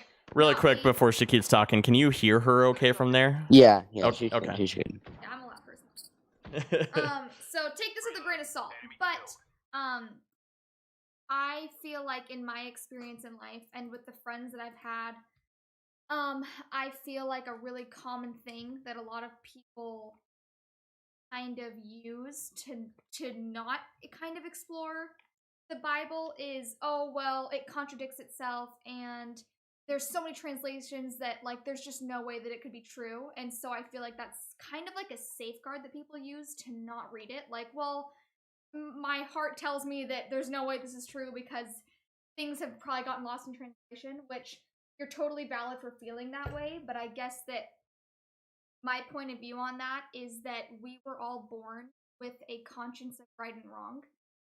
And so I know for me that I can feel in my gut when I believe something. And so I don't know, I kind of encourage people to, before you make snap judgments about it, read it, read whatever you want to read, pull up a Bible app, go online, look up verses, and you'll feel in your heart what's truth and what's not. You know what I mean? Mhm. And so I just kind of want to throw that out there. Like it's like God is not as black and white as people think. He's not up in the sky, very rulesy. Like he's created everything that you see. Do you know what I mean? Like he's very artistic and loving and kind of crazy, and it's just, I don't know, it's cool. So yes, things have gotten lost in translation, but if you trust yourself and you're able to read it with kind of an open mind, I feel like you'll see a lot of truth and love into it. It's not as daunting, and I don't know. Does that make any sense? Yeah, it does. Am I speaking anything? I don't know. I mean- Yeah.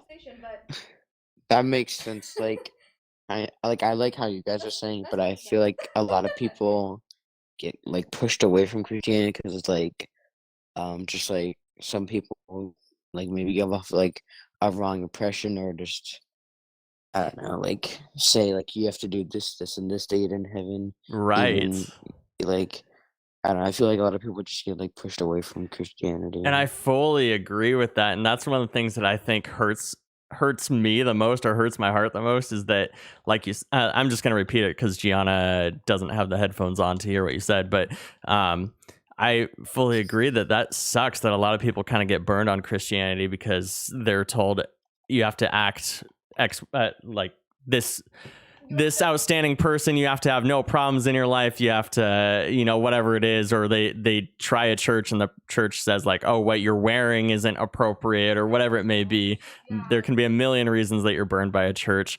That hurts me because, like I kind of stated to you before, but before you even jumped on the chat, but we're just in the stream.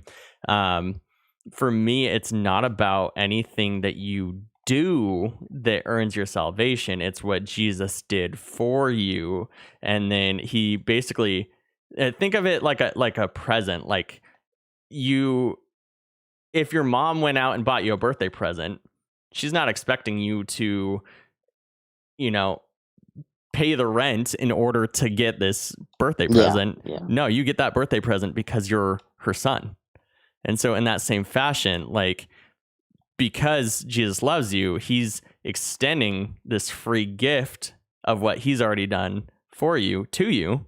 And all that you have to do is accept it. And that's where a lot of Christians get it wrong. And they're like, oh, you have to accept it, and then you have to turn your life around, and you can't do this and that. And it's like, no, it's kind of as if I've heard someone someone say this. I know that Jordan probably knows this reference, but it's kind of like if you guys got a bunch of speeding tickets, and you're in court and you actually have to do jail time because you have so many speeding tickets, you were drunk driving, like you've just got so many tickets to the point where like you're basically adding up years here. And someone walks into the courtroom and says, you know what, I love you so much that I'm paying this in full, and I'm gonna go to jail instead of you.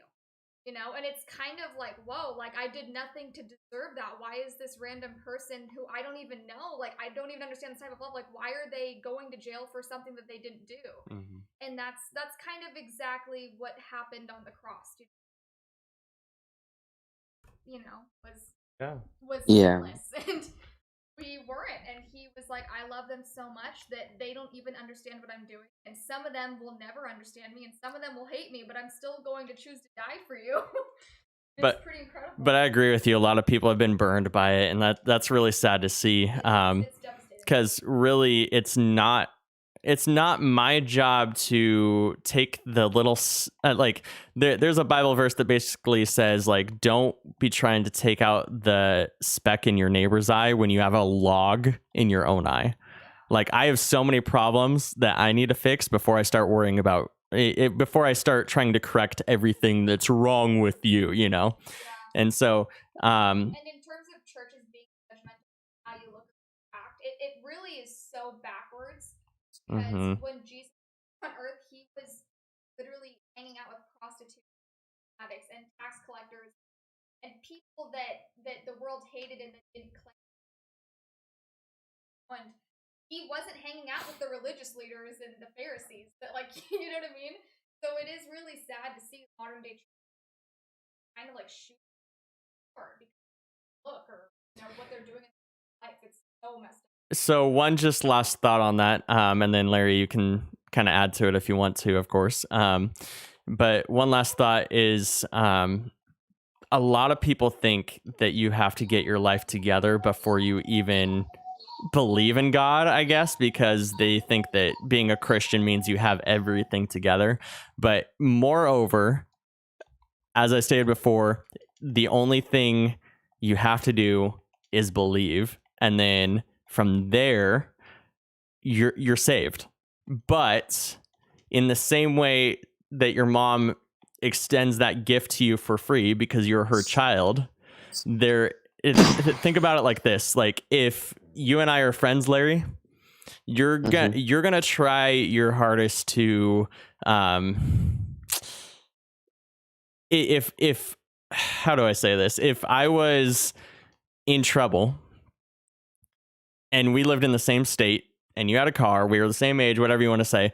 If we had a good friendship, or if you had a good relationship with your mom or dad, you would try your hardest to maintain that, right? Yeah, and protect them and try to keep the peace, I guess. And so all you have to do is believe, and that's what a lot of Christians get wrong. But when you believe, you start to develop this relationship with God, with Jesus. And so through that, what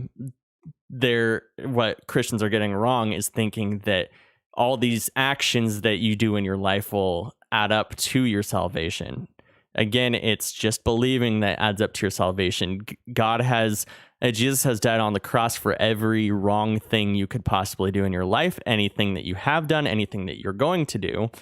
But in the same way that you're trying to keep the peace and keep the relationship and all of that with your parents and with me and whoever else you want to throw into this idea, you're gonna naturally, through a relationship with God, want to honor him and keep the peace with him and whatever that looks like. And so it's not about rule following, but it kind of becomes about like you want to establish this friendship relationship with God. And right. So it's kind of like if your mom was a diabetic, and so to love on her, not to eat candy and junk food around her, you can't have it. I don't know, that's kind of like one idea, I guess. And so like you choose not to go murder and steal things and kill people because you know that would just hurt God's heart. Not because there's a bunch of rules, Mhm. But I mean, well, there is. You shall not kill, but Really quick, I just want to shout out, what's up Xbox, what's up Artemis. We're kind of just talking about faith and science and how can they coexist, and just these far-fetched things that don't necessarily make sense about the Bible or about even just other faith and all of that. It's just a very friendly conversation. We're not trying to shove our opinions down your throat, and I think that Larry McPickles is enjoying this conversation, I hope, and if he's not, Yeah. then of course we'll Nah, we'll wrap it up. But I just want to say hi to you guys before we continue the conversation, and feel free to put in the chat anything that you guys think about what we're saying too. So yeah, Larry, did you have anything you wanted to say, yeah, or like, even I've heard this like so many times, like in church, and it's like it's almost annoying, like when people say like be like Jesus, because that's like pretty much saying be perfect. It's like I don't know, kind of like what you were saying, like maybe they don't even realize what they're saying, but that's like literally saying like be perfect, which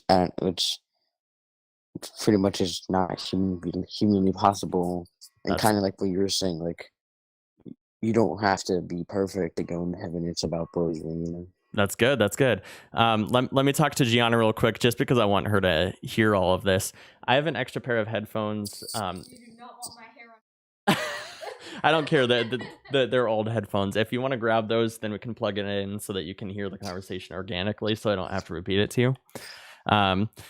But Larry just made the point that a lot of Christians and a lot of religions in general tend to think that you kind of have, like, they say things like, be like Jesus, and that gives this tendency that you have to be perfect because, of course, Jesus is perfect, and how can any human stand up to that? Am I saying that right, Larry? Is that the gist of what you're getting that's at? what I'm saying. Yeah.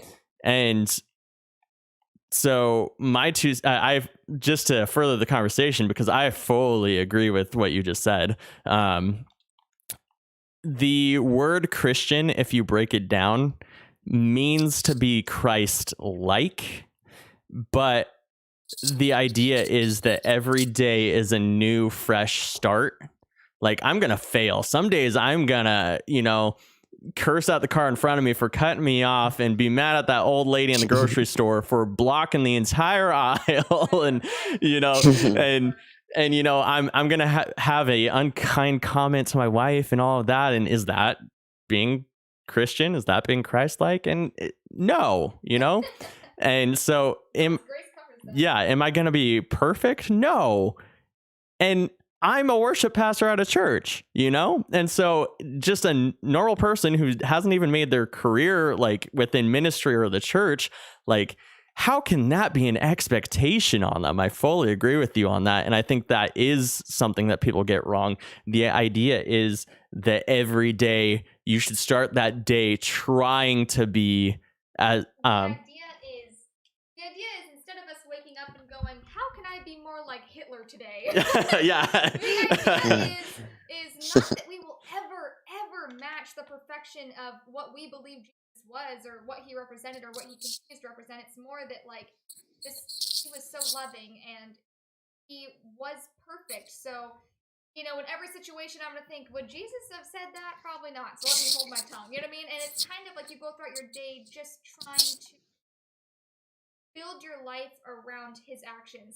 But, you know what I mean? It's kind of like, we're not waking up and going, how can I be more like Hitler? It's so knowing that we'll never be Hitler. But, let's even take it a step further. Every morning it's waking up going, how can I be less selfish? How can I be less of myself, care about people more? And Jordan and I, like, in our marriage, wake up every single day and we strive to think of the other person, and we always say, like, how can we have the greater good for each other? So we'll wake up and sometimes Jordan will feed our cat, or sometimes I'll feed our cat, or sometimes I'll make the bed, or sometimes he'll make the bed, and little things like that. And we think to it, like, it's just like a sweet, kind gesture that we do for each other, and it's just holding a greater good for one another. And I think that that's something that today's culture is kind of lacking, is people are kind of selfish and self-serving, and we're not really thinking about what we can do for others. And that's that was a big thing that Jesus did. He was always serving, always there for people. You know, oh, someone broke his leg, I'm there, you know? Let me break it down like this. A lot of our culture says don't do anything unless you're getting something out of it. Yeah, oh my goodness. And that is like crazy to me. What? yeah, and so But to them, we look crazy. but counterculture, to be Christ-like, to try to be like Jesus, is more like saying like I am going to step out of what it matters to me and make sure that, you know, I'm treating that person at school that no one's talking to at lunch, you know, like with respect, and, you know, Yeah. and Everything Jesus stands for is opposite of culture. yeah, So like It someone comes back being to your enemy, love as like, if there's well. someone bullying you at Exactly. school, it's so hard to forgive them if they're, you know, bullying you or hitting you or doing all those things. And I'm still trying to deal with forgiveness in my life, but that just is being Christ-like. Is, you know what? I'm choosing to forgive you, despite all the pain that you caused me, because that's what he's done. He wouldn't have been able to hold that grudge. so yeah, I think that's an awesome Question, that's an though. awesome Yeah. conversation starter. I love that because it's just, again, you are so right that I think everyone at some point has an encounter with the church and then gets burned by them in some way. Like, Yeah.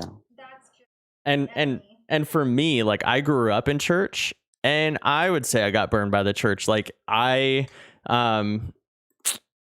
it wasn't till I was like 20 years old that I chose to step back into church for myself, because I took the time to ask these questions that we're asking and kind of figure out what is faith to me. You'll see, I'm going to say something that a lot of people would kind of be angry for me saying, but you will see that like 80 to 90% of the people that you see in church during the week, are they reading their Bible? Not so much. Are they trying to be Christ-like? Debatable, some of them. But a lot of them come to church. It's almost like they feel like it's a checkbox that like, oh, it's Sunday. I need to appease God so that he doesn't get mad at me, and so that hopefully I'll get into heaven. So I'll go to church on Sunday, check the box, and I'll be okay for the week.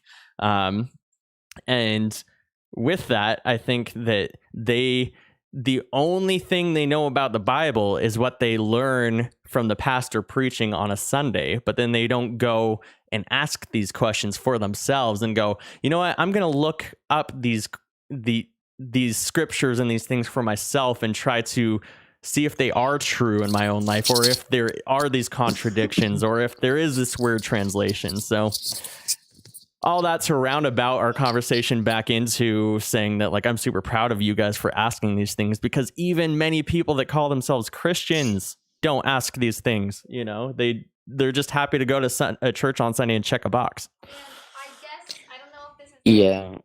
gives anyone a peace, but my mom used to always say that the only thing I could count on in this, and kind of going along with that, you can always count on people to support 100% always, whether it's a friend, a parent, a sibling.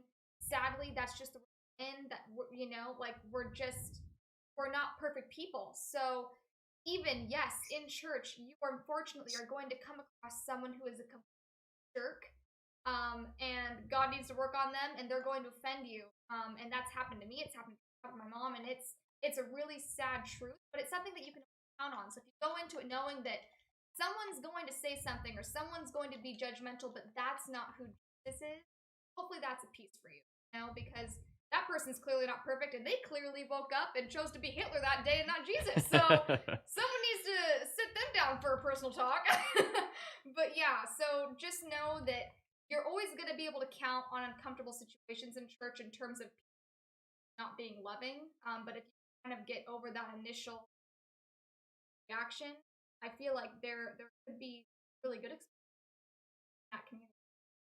But yeah, people always disappoint. You can count on that because they're not Jesus. Yeah. The thing about like what you said before, like how like everyone like tries to make it a checkbox, like kind of like everyone, like some people are crazy, like, oh, let me cancel my plans, or like church is more important like other things. Like now, like in the Ten Commandments, it's like you must go to church every Sunday. Like nowhere to say that in the thing. Right. It's not like one of those things that's super strict. Like you said, you get the information from the Bible. If anything, you should go to church to meet new Christians or make friends or something like, or for the music, not to learn. You should be learning on your own from the Bible. And here's a crazy thought for you. I'm not sure if you've ever heard the quote, "Funerals are for the living," kind of saying like the person's dead, so it's not like they're enjoying their funeral. It's more for the people who are still alive that need to grieve it and all of that. In the same way, I think church needs to be for the new believer, or like those that are still deciding if they believe or not. I think that too many Christians think that church is the place to get filled up for the week and then, all right, I'm good, I've checked the box, like you mentioned. But I think that church kind of needs to be that place where people go, okay, well, I have these questions, where do I go? And then for those that do believe, it's a place where you can come together with other people who you know are kind of walking on their own faith journey with you, and you guys can come together and feel this sense of community, of we're all in this together kind of a thing. Not to quote High School Musical in that moment, but we're all in this together. Also, coming back to like what you said again, like with the chat box thing, was like sometimes people say like they're like, oh, I went to church so I can be like a bad person for the rest of the week. Oh, I went to church now, I can curse out my coworkers and whatever. Like it's not like there's like a level and you have to have 65% good Christian this week so you can be a terrible person the rest of the week. Like it doesn't work like that. I love that. And that's even something that like if those people actually read the Bible at all, they'd see that scripture actually says that like a lot of people during Jesus's time were like, did you come to get rid of the law? Did you come to like take over? And he's like, I didn't come to get rid of the law, but to fulfill it. So basically saying that none of us are good enough to get into heaven. So he fulfills the law for us. But like you're saying, it's he didn't come to give you an easy out. He didn't die for your sins just so that, well, he's forgiven everything I've done, so let me keep on stealing cookies from the cookie jar, or like you said, if I go to church once, then that gives me permission, that gives me the perfect karma to be able to curse someone out and have nothing happen to me. Just Like that's taking advantage of him at that point. Mm-hmm. And again, is that waking up and choosing? Is that starting your day with trying to build a relationship with him? That's kind of like if you and I had a relationship, but you only continued to have that friendship with me for what you got out of it. That's like only loving your mom because. Yeah, loving your mom just because she gives you food, no other reason. But when she's not giving you food, treating her, and almost like being disrespectful to her house, like bringing your friends in, having them eat all of your food, and then trashing up the place, and then not cleaning, and then having, you know what I mean? Like it's not loving, and it's like disrespectful to your mom. It's not honoring. All right. Hi there, Converse. What's up, Prince? I officially resign as mod. Corporal can have my spot. You officially resign as mod. Corporal can have your spot. I looked at my other Xbox. I don't have Apex Or installed. I can take your spot. No, Larry. That's tough. Corporal. Artemis is saying good night. He says, I'm sorry, guys. I got to go. My phone's going to die. Good night. I love you guys. Sweet. I love you too, Deep. So just a heads up, Prince, we are currently talking about like church and faith and science and can they coexist and blah, blah, blah. So if you want to add to it, feel free. Otherwise, just know that's what we're talking about. God is my savior. Hey, good answer. But yeah, I feel like you were about to say something, Larry. Maybe not, but I just want to give you a chance to. Okay. Yeah. I'll tell you if I think of something. No, you're good. I'm appreciating what you're already bringing to the conversation, because I think I think that you're right that most people don't even, they get burned the one time by a church, or just kind of feel like they have to do all these things and be this perfect person or be like Jesus, and so they want nothing to do with it, and they never try it for themselves again, because people are stupid, you know. And I'm not saying that people don't try it again because they're stupid, but people get burned by stupid people that ruin their chances to really understand what it's about. Yeah. And I mean, good like, chat. I forgot what I was gonna say again. I'm bugging. Well, if that's a good point to end the conversation, then that's a good point. But at the same time, if you think of anything else, let me know. Like, we don't have to that's stay what on I was this gonna all say. night for sure. But Like, I feel like there's like kind of like two ends of the spectrum. Like people who overdo it, or like mostly like a lot of people overdo it. Like they'll force their kid to go to church, and like you said, burn them out because then their kid will be like, "Oh, it's Sunday. I have to go to church," instead of like maybe they don't even pay attention. Then it's just Mhm. like something I have to go to an hour because my mom or whatever. Like I feel like parents need to actually take time to like explain it to their kids, and like why are we doing this? Why are we spending an hour every Sunday to go, like, what is the significance of the Bible? You know, whatever. That's good. Yeah, no, I think that's kind of how I got burned out, because my father was a pastor. And so, you know, every Sunday morning I was expected to wake up at 7 a.m. and go to church and be there till 1 or 2. And like, I didn't understand it as a kid either. Like, I was just like, Yeah. and for part of my life, we lived in Texas, and in Texas, church, at least back in the early 2000s, church was kind of something that everyone did, even if they didn't have faith. It was kind of just expected of like, oh, it's Sunday, let's all round up and hang out in church, you know. And so and then after church there'll be a big old potluck, and we'll be able to hang out and have fun and play baseball and all, you know. And so it wasn't so much about like actual faith and why we're doing this, but it was kind of more of a, that's what you do on Sundays, you know. And so like you said, checking off the box. yeah, checking the box, exactly. Oh, I had something else I wanted to say to that, but no, I'm losing my train of thought here. It's so weird to be playing a shooter or any video game and be like this in-depth talk. I almost just want to be sitting here with like my eyes closed thinking through all of this, you know. Yeah. But that would be a really boring stream too. What's up, Ethan Richer? Artemis went out. Xbox is still here. Hello, Jack. By the way, sorry about last time. I'm just wasn't having a good day last stream. I'm sorry to hear that, Xbox. You're good, man. I enjoy you being here. I enjoy you playing, even if we lose every game, man. And like I feel like what happens to those kids that are, you know, forced to go to church, either like you said, get burned out, or they grow up and they just, like you said, they checking off the box, and like they just, I don't know, it's just like something they're probably gonna make their kids do, and it's just like something that has no meaning to them. It's just like that weight idea, like, oh, I went to church, so now I'm good for the week or whatever. Like So- it doesn't feel like a strong Christian background, like being raised like that, you know.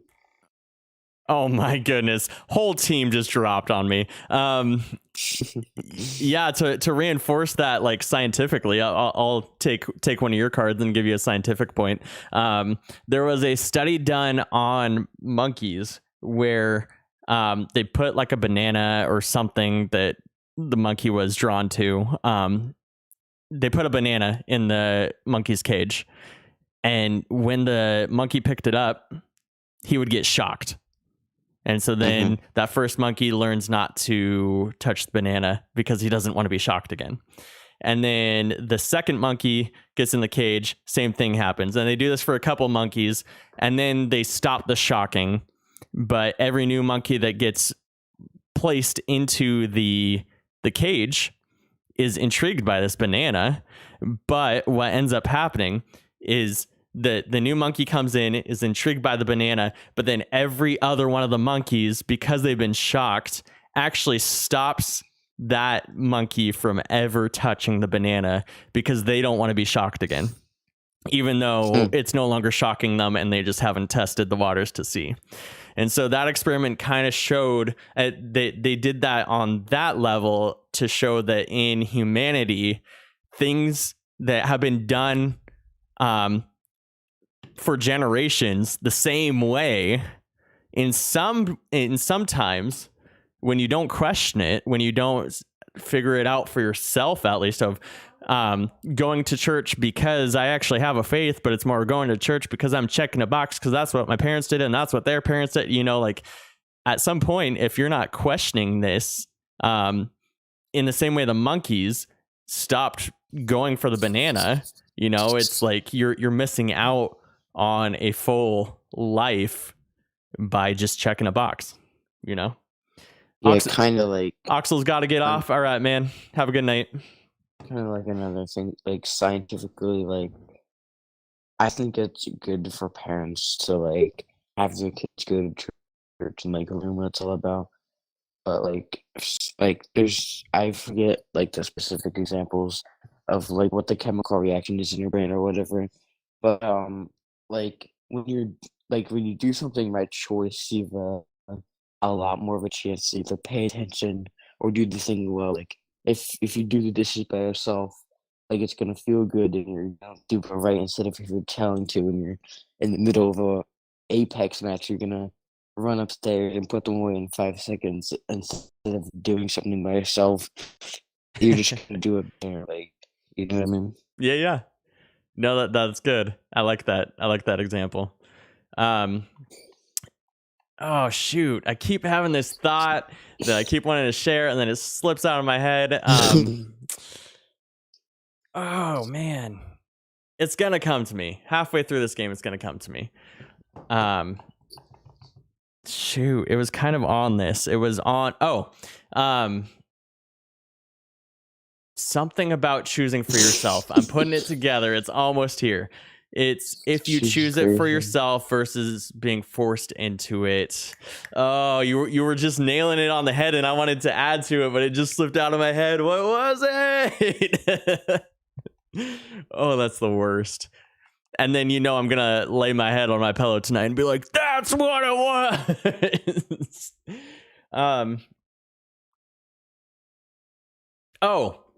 So this is what it was. I'm gonna give you an analogy, kind of a story, because a lot of people kind of another problem a lot of people have is like, how could there be a good God when there's so much pain and destruction and evil in the world? Yeah. And Gianna just went, "Hot Satan." Whoa, both my teammates just died within 2 seconds of landing. This is why I don't play ranked without Corporal. Let me go try to recover them real quick, and then I'm going to say this analogy, because it's a cool story that stuck with me ever since I first heard it. But I'm trying not to die. Ooh, got a gold shield. We have a chance. Don't forget it. Yeah, just help me remember analogy and story about... Oh, yep, I'm dead. Oh, that hurts. A Gibraltar just finished me. All right. So the story goes like this. Imagine you had a little tiny robot. Like, hey, do you have a school locker or anything? Yeah, I have a locker. Okay. So imagine you have this tiny little robot that you decide to put in your locker. And every time that you open your school locker, this little robot recognizes that you open the locker and says something along the lines of, let's just say, he says, "Hi, Larry McPickles. You're my favorite person," or something like that. Think of it in what's his name? Think of it like Pathfinder's voice. Like, "Hi, Larry McPickles. You're my favorite person." Yeah. After a while, you would almost get tired of that robot and want to turn it off, right?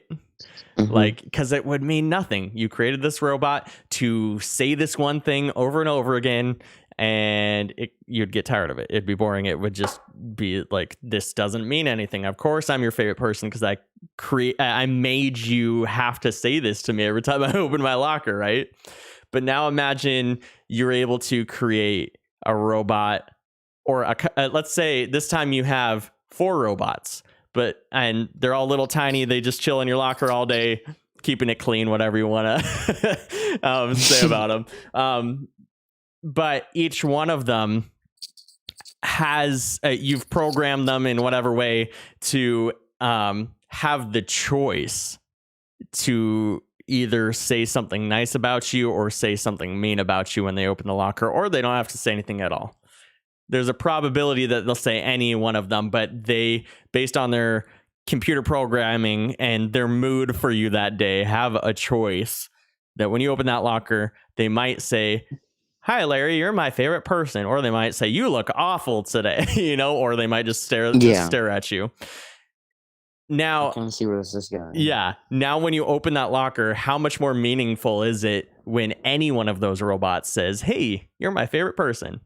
It's like, oh, that one chose to actually say that. Oh, shoot, that actually means something, Mm-hmm. And so, yeah, you obviously can see where this is going. But in the same way, like if God created all of us forcefully to say, "Oh, God, we love you so much. We worship you. You're amazing. Cool." Like, how insignificant would that be? But how amazing and significant is it that you have the choice to say that to him? And so in that aspect, in the same way that it would feel like this robot actually cares about you, in the same way it actually becomes this relationship with God where it's meaningful and significant versus just following these rules and following our programming. And well, if you want to earn your salvation in heaven, then you gotta be the perfect person and a robot and be like Jesus, like, no, that's not a relationship.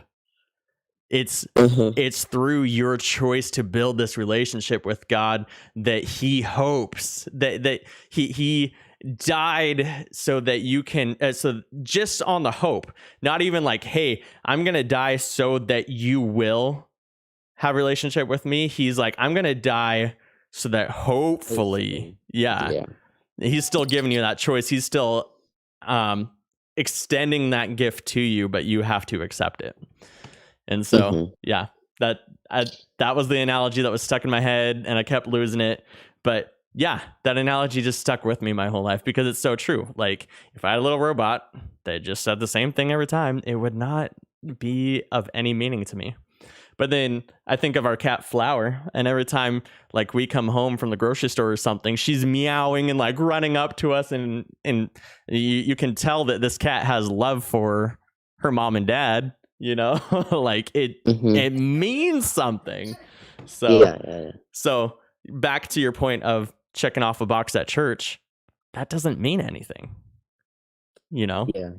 And dragging your kids to church without giving them the meaning to why you're dragging them to church or why we do this, you're absolutely right. It feels meaningless because if it's about rules, if it's about just like being a good person, if it's about doing X, Y, and Z to hopefully get into heaven one day once you die, then it feels meaningless. It feels like, why should I even attempt these things? Why should I explore God and faith and science and all of this if it's meaningless?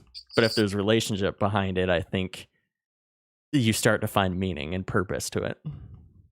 Yeah.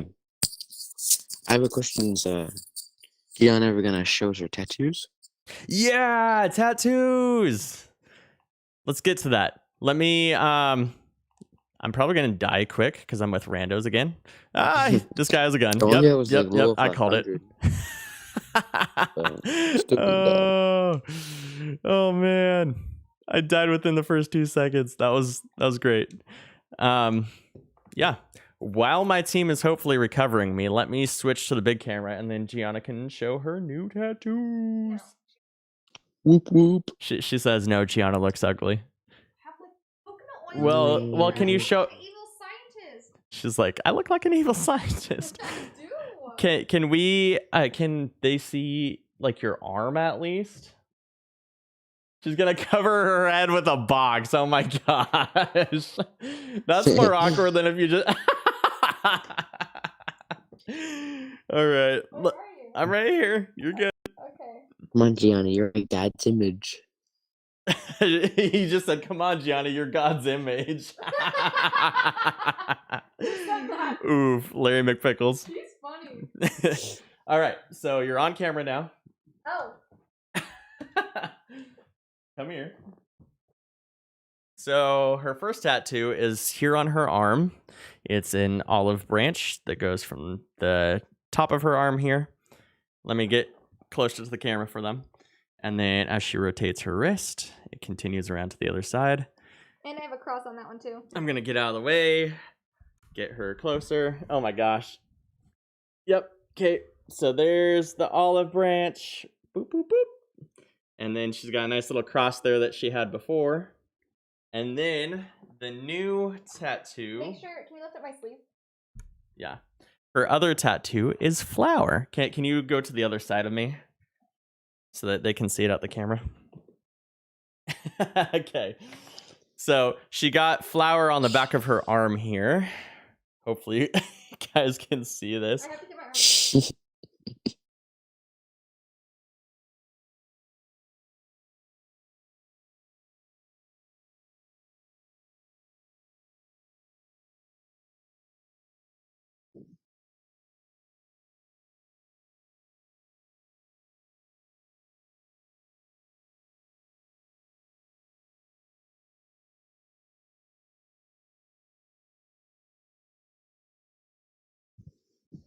Oh, Flower's over here, okay. Aw, she was so comfy though. Oh my goodness, she does not want this. No. Her face. Wow.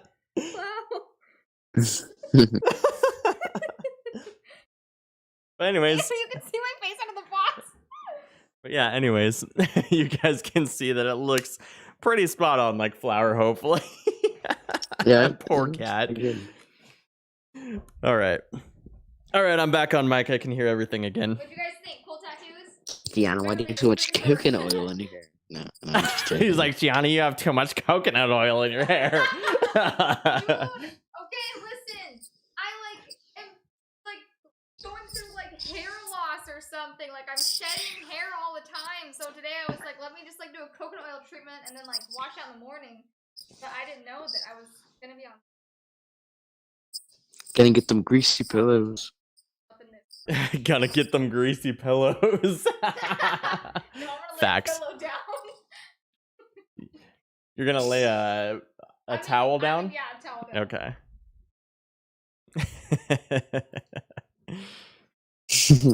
Good times. Oh man, what a night!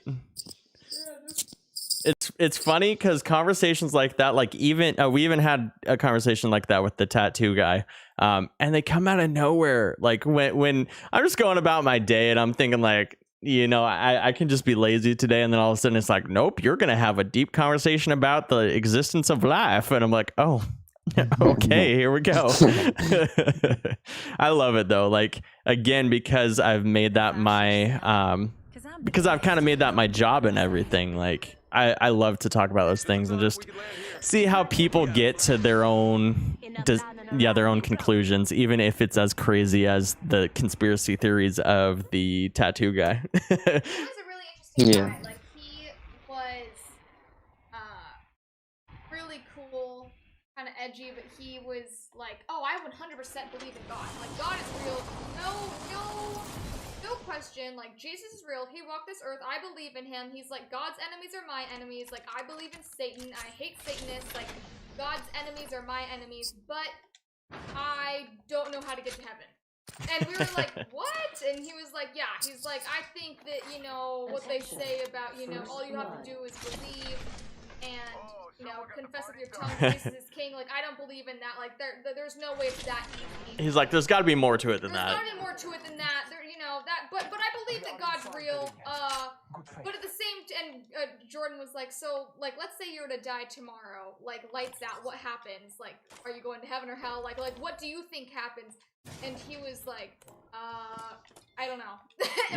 but he kind of did it in a roundabout way. And then what did he say? It was kind of. It funny. took He me- said, but I'm willing to take my chances. Yeah, that was the crazy thing. So it took me like 4 times of asking him in different ways. Like I was like, so if you die tomorrow, what do you think happens? I'm curious to hear. Like, do you think you're a good enough person that you're gonna be in heaven? Is that how you come to terms with all of this? Because he did believe that God existed. He figured that. He believed in heaven. But he didn't believe enough he didn't believe that it was just like you believe and you're saved. It's like you have to do X, Y, and Z. And so I was trying to figure out what he thought it was. He wasn't a Christian. He said he was.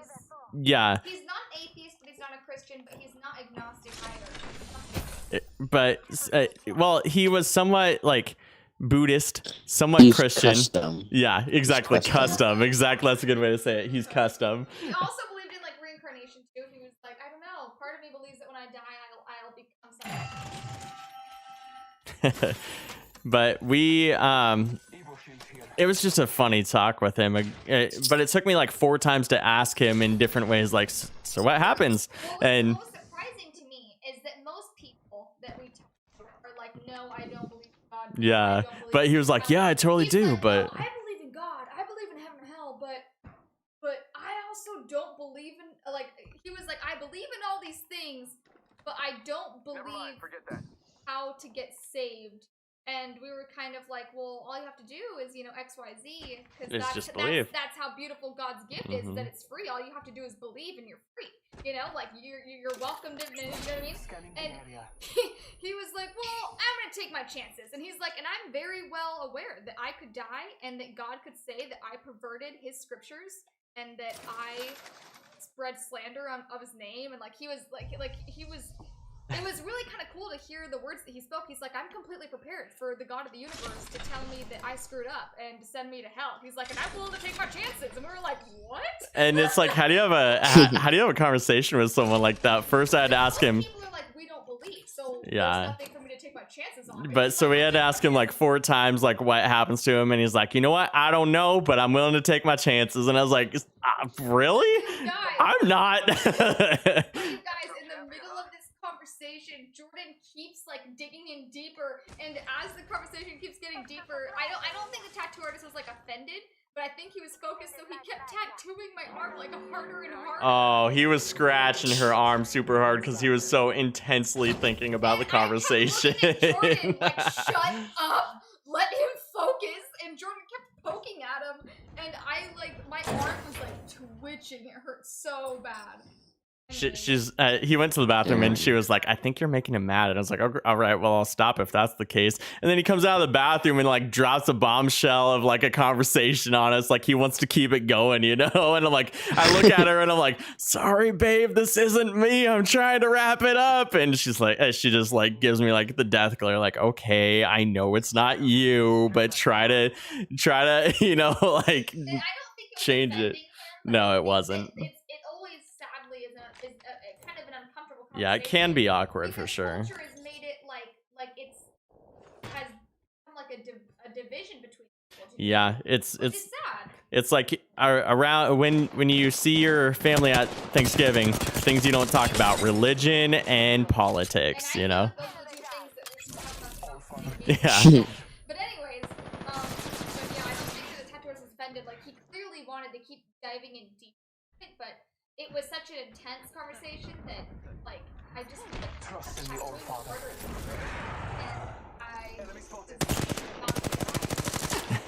Like, guys, we don't have to talk about heaven or hell. I'll be able to tell you in 2 seconds. You want me to say hi to God for you? Because I will. Oh, let's see if I I have can. like a vision in my head what that guy looks like. He was like bald and he had like that beard with the sideburns that go to his eyes. He said, I have a vision of what that guy looked like. He was bald with like sideburns and a beard. No, he kind of looked like if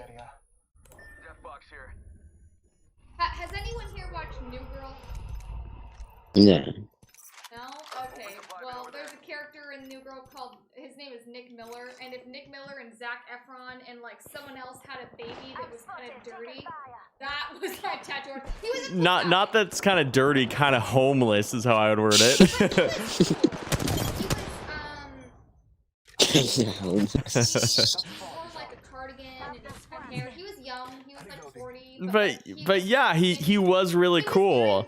Like we have no like judgment against him. Like we're making him sound like this terrible like kind of like He was just a oh I've seen ghosts in the water, weird conspiracy guy, but like at the same time he was a really cool guy and we really enjoyed But he was married like looking from LA.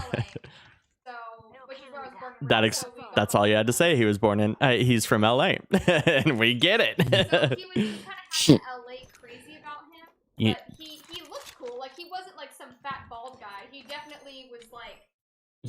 You know who else is from California?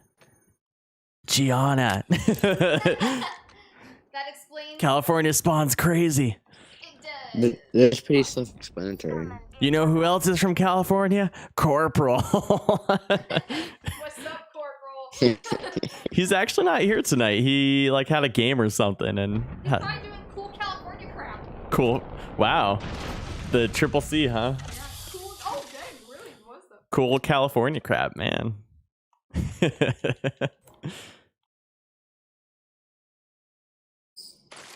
Compared to like boring Washington stuff. More like petty PNW poop. Petty PNW poop. All right, I'll take it. Sometimes I just like to make up like stupid conspiracy theories just for fun. Dude, that was half the fun in talking to him too. Like he's like, don't you realize that it's called that the government's gonna control us through the TVs? Why do you think it's called television? And babe, what were some of the other ones that he said? It was like television and Telephone. He was there were some good ones where I'm like, I see how you got there. I don't agree with it, but I like the conspiracy. That was the craziest part. I mean, we got into some deep conversation with him. Mm-hmm. There were some things that definitely. Okay, so he was kind of like, I believe. Yeah, he believed the Earth is flat. He's like, I think that's a lie that they're telling us, and all I'm thinking about is like, dude, And I'm like, but don't you see? jump out of a plane. You'll see the curvature of the Earth. Nah, man, it's a lie. I think his thing was he said that science says that after like 150 miles or something like that, you can start to see the Earth curve. And he's like, but there are some buildings, like skyscrapers, that are 150 miles away, and they use those special cameras on the buildings, and they don't curve. Like they stay there. Do you know what I mean? And so he's like, it's a loophole. Like it's not real. Oh, I'm trying to think of some of the other like words because he was all in. He had so many theories about different words, television, and then things like email and text and stuff. But I can't remember what his words were for them. I'm trying to think of them. Do you remember any of them? I don't, but I remember being like, oh, I've heard of that. Yeah. Oh, wasn't there one about social media? Oh man, I want to remember them just because they're so funny. The guy cracked me up. Speaking about English words, the other day I had like, I don't know if you would say like an epiphany. Yeah. But like I was just like sitting in my bed, and I realized like a lot of words are contractions, and I don't even realize it. Like the word dis-ease is like dis-ease, like Yeah. not ease. Like, yeah, I just came upon me. I just thought about that. Oh, he even said, what was it? He said something about the word Bible, wasn't it? Yeah. And he said that like Bible is very close to the word like babble, which means nonsense or something like that. But then he was like, but I totally believe in God, and like it was like, wait, what? Like I don't call it the Bible anymore because of that. So from now on, I say Bible. You know, like he was spelling it out whenever he referred to Bible, and he's like, yeah, and in the Bible, this is sin, you know, and like he wouldn't say the word Bible because of what he felt it. Man, I Sounds almost. like one of those people that contradicts themselves I wanted 24/7. to do a podcast with Jordan, like really That's right. I forgot to tell you guys. I may or may not do this just for grins.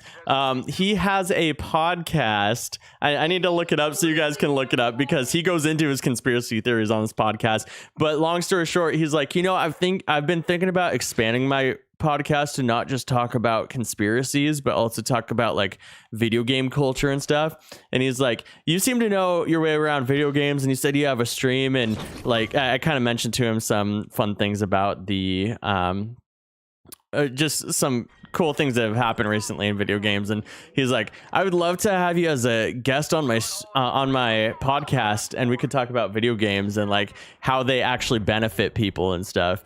And so I was like, can you imagine, like, next thing you hear is like, up next we have a guest on our podcast this week, a Converse kid, and all you guys go and listen to it and you're like, what?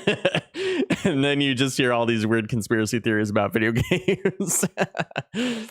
But I was thinking about doing it just because, again, this guy was so interesting. Like 90% of the stuff he's saying, I'm like, I don't see it how you see it, but I appreciate that you found your way there because it's interesting, you know?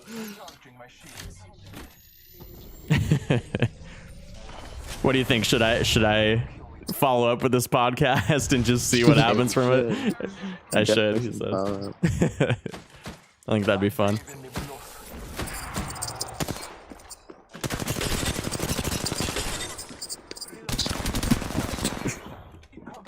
All right, I'm fighting the whole team. Let's see if I can take them down. Oh, took one down. Where's my team? I need them. I need them here. I think they're on top. I have to get a check in there. All right. Oh, two down. One more. Gotta reload. Dang it. Where's my team? Just get this one guy. Two people. One of them's got to take him down. This is the easiest Octane I've ever seen. He's only got a sniper. Come on, bud. Oh my goodness. And Octane took our whole team down. All right, were you saying that you're heading out for the night?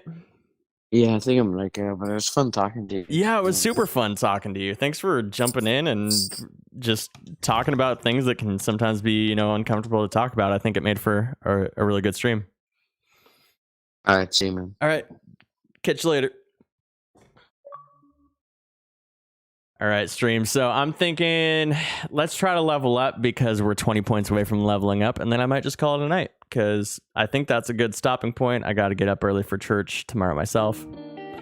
Get the music back up in there. Yeah. Oh, if you're still in the chat, let me know. Shout out to you guys. Shout out to Ethan if you're still here. Artemis left a while ago. I think it might be, if I had to guess, it's Panda, just AFK. Ethan Richer might still be here. And then it's me watching myself on stream. Tell me if I'm right or not. What's our subscriber count? Watch as it went down after that talk. Nope, we're still at 157. Cool. Yeah, so as long as I kill like 2 or 3 people, this should be my last game of the night.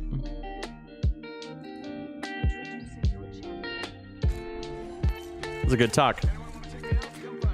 It's not every night that you get to talk like that, so I enjoy stuff like that.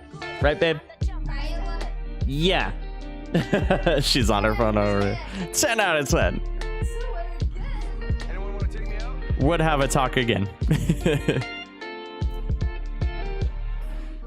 Next time, though, we should get you some headphones and get the other mic set up so you can actually, like, have a good talk about it. So whoever this soy sauce guy is, yeah, he needs to stop inviting me to stuff because I'm not joining that. I'm in my last game.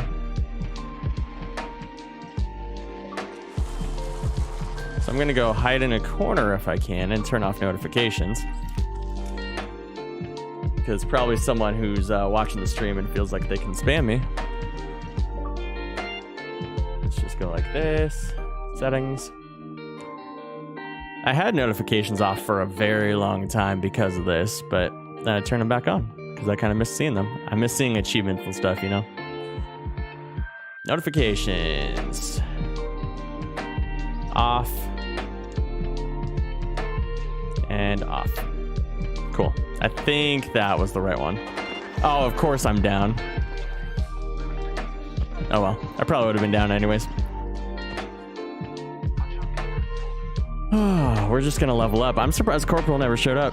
Watch as he shows up right as I'm getting off. He's like, "What's up, man?" And I'm like, "Oh, well, I was about to get off, so..." Sucks to suck.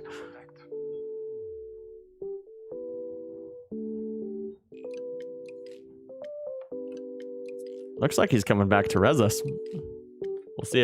We'll see if it happens or not. I don't think it's going to, but it might.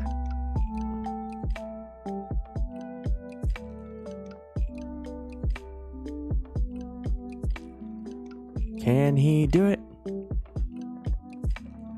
Oh, Flower's about to hop up into... We have this really like soft round chair. And she almost blends in with it. And she just hopped into it. Yep. I'm gonna die.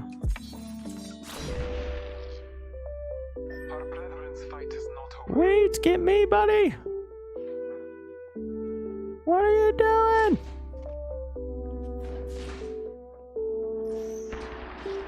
Alright, well, I'll be here. Dead.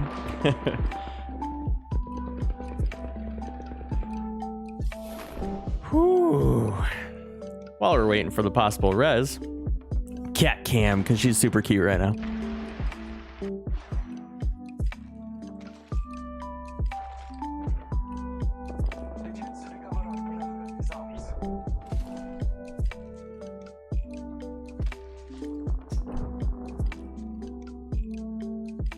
All right, activating that cat cam. She does this thing where she looks like a baker, where she's like kneading into a chair or whatever she's... No. Talking about Flower. Look how cute she is.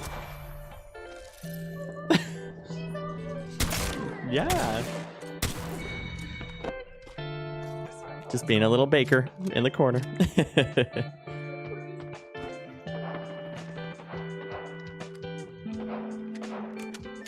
We'll see if he gets this banner or not. I'm surprised that they're still alive because we got ambushed right away.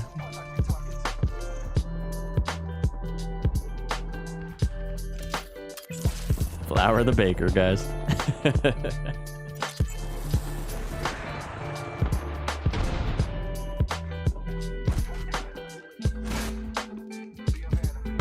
Oh, now she's like looking at the camera and kneading. Oh, this is way too cute.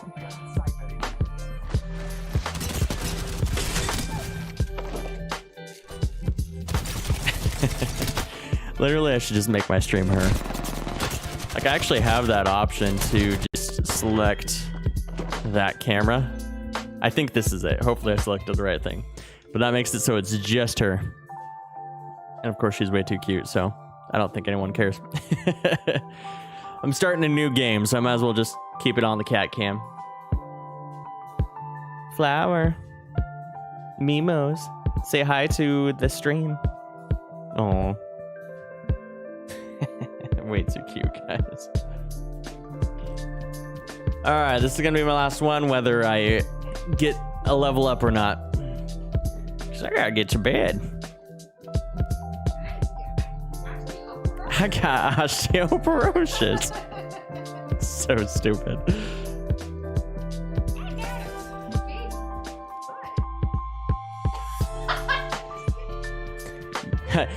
You can't sit with us.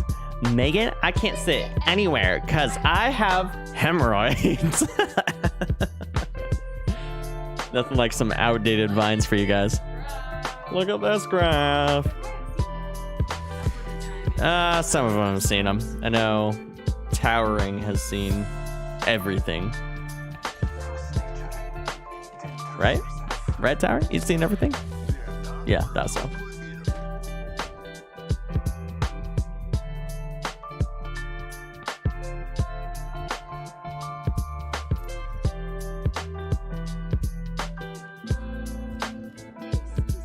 See, she just blends into that chair.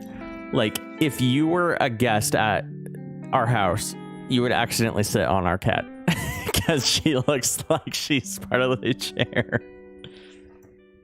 Just a scary thing, man. And sometimes she hides behind the pillows. Like, if we had a pillow on that chair right now, she'd be behind it. This is a good LZ. Alright, last game. Let's see what happens.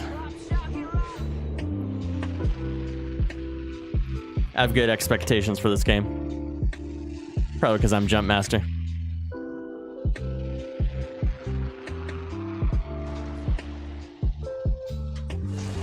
I think I heard a team land over there. Wait, is there one with us? Ooh. Ooh, they have the heirloom. Am I a bot? No, are you muted? I turned off all notifications and stuff. Are you here? Yeah, I'm here. Here, sir. Yay! Where's my here? There he is. Teammate. I'm trying not to die. Last game on Apex or what? Yeah. Sheesh. I've been installing it the entire day. You've been installing it since Saturday? No, the entire day. Oh, I was like, since Saturday?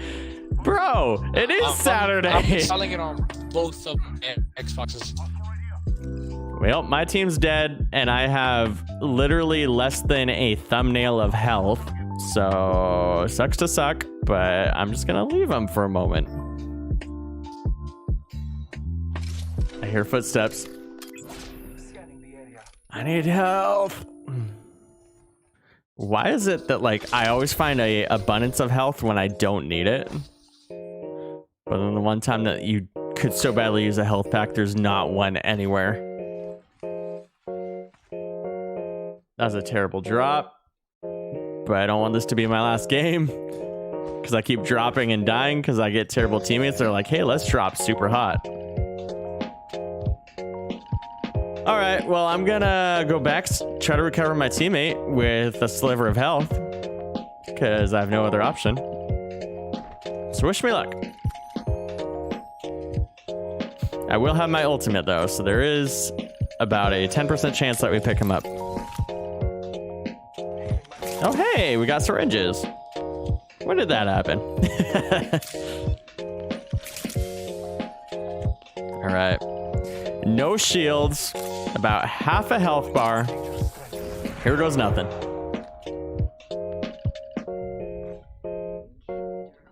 It's 15 seconds. Oh, no. Can he do it? Oh, I hear them. Oh, I'm being scanned. Ah! Oh, and of course he timed out. He left right before I could get him. All right, it's just me. Just me, solo man on the final round. Yeah, whenever you have Apex installed, I'd love to get you in rotation. Not tonight, though.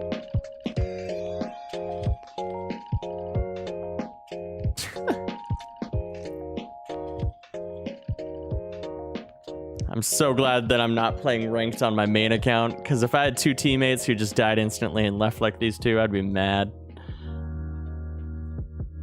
You're like, bro, do you even play Apex, bro? I see that person. At least I'm in the ring, but I don't see this ending well for me. We're at -7. Let's at least try to end this positively. It means I probably need to kill someone or at least last another 5 minutes or so.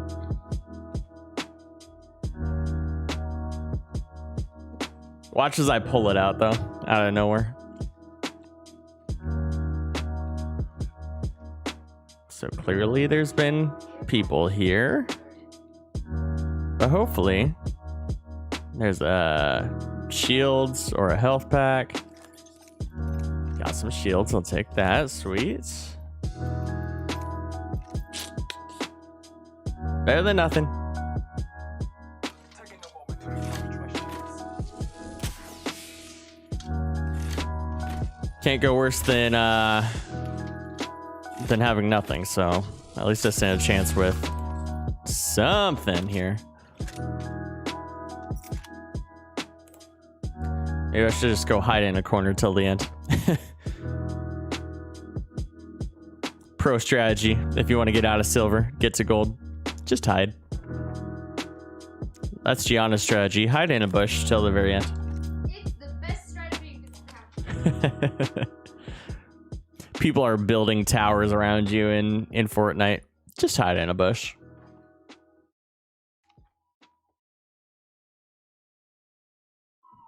Or in my case, my strategy, when people are building towers around you and you just look at them like, yep, I'm about to get destroyed. Just turn the Xbox off. Call it a day.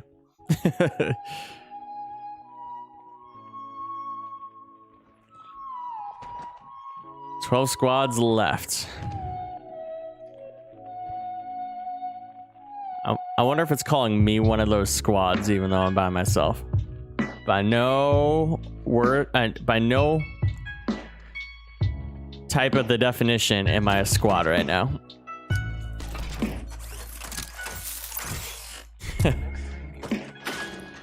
Sounds like a lame weekend. Squad up with myself. Yeah.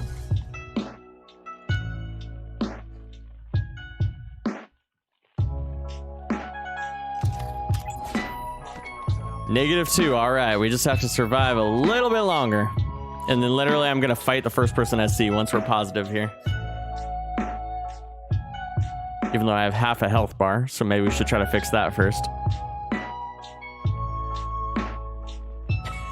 We'll see.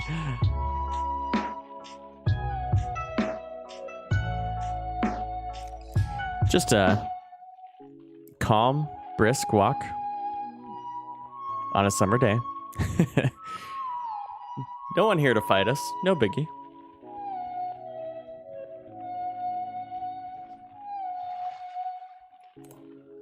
Where's a health pack when you need one?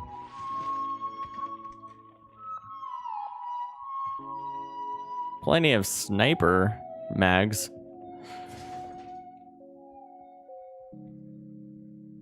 Well,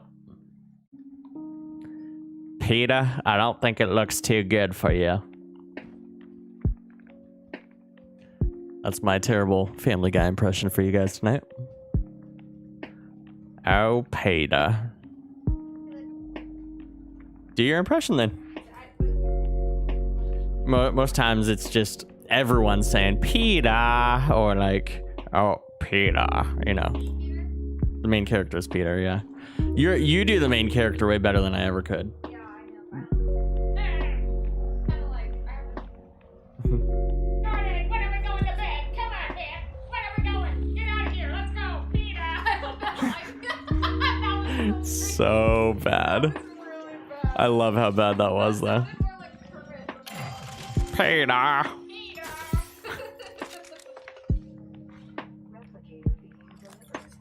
I feel like we just need to have a night of bad impressions. Like the stream tells us what to impersonate, and we just do bad impressions all night. Dude. Oh, we're fantastic at impersonating each other.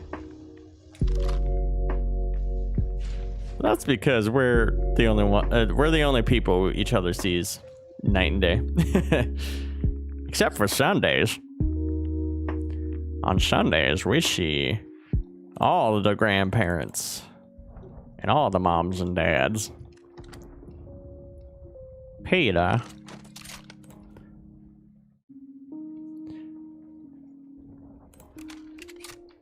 And then, of course, there's Stewie. I can do a decent Stewie.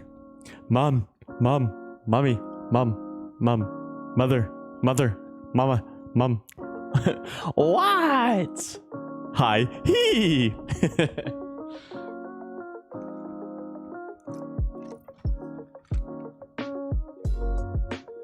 Are there other impersonations that you can do all right? Honey, she says she can impersonate anybody under the sun. But I beg to differ. Trust in the All Father. Scanning the area. I think this is just one person. I am positive. I said I would go for him. I think I'm going to try. Wish me good luck. Where'd they go? Marking our They're gone. How does that happen? Wait, can I get health out of this thing? I probably can, can't I? Please, please, please. We're gonna try. This might be the one glimmer of hope. There's 6 squads left. That's pretty good for running around without a team.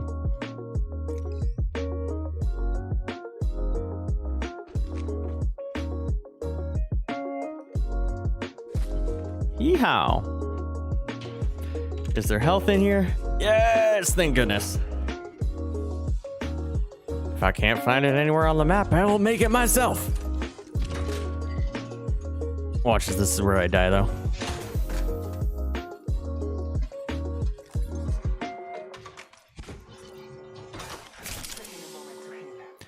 Whew.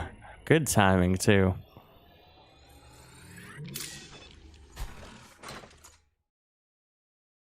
All right. What about ammo? Could use a little more ammo. Do I have enough for it?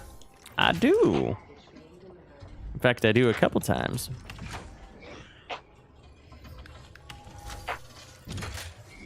Just gotta hope that no one shows up while I'm doing all this.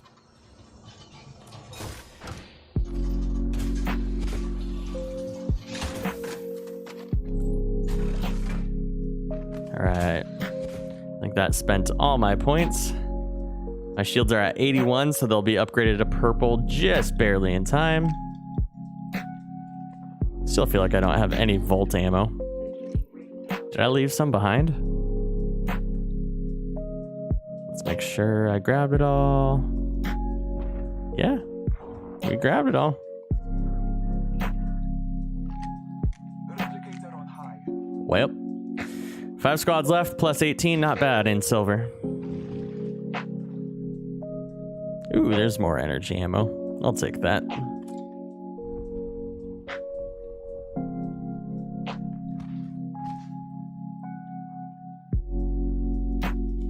Yeah, yeah, yeah, yeah. Marking our surroundings. 5 squads. Luckily, haven't seen anyone since the beginning of the game.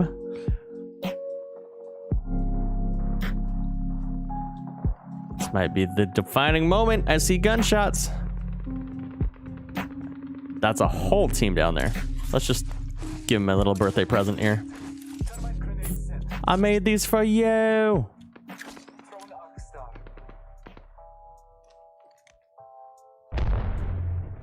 Ooh, care package right in front of me.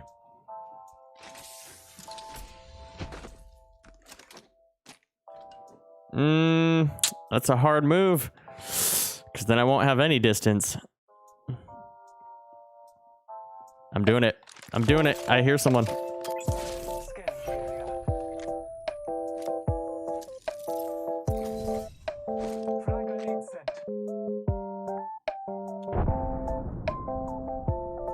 It's a whole team. I think that hopefully has shields for me. No. No, no, no. Major strike. That's a whole team. Yeah, this is the end for me. It was nice knowing y'all. Oh, man. It came out of nowhere, too. That was a bad time. All right, stream. As always,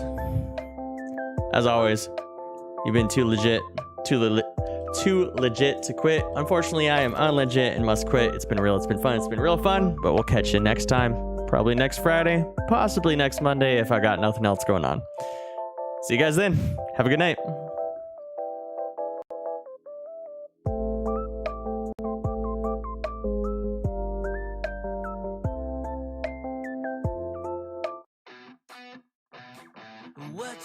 What you think about when you're born into a fire? Let 'em burn it out.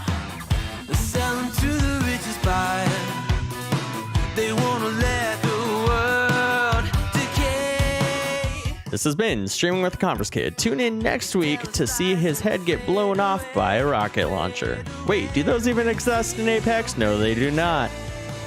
Strange. Good night.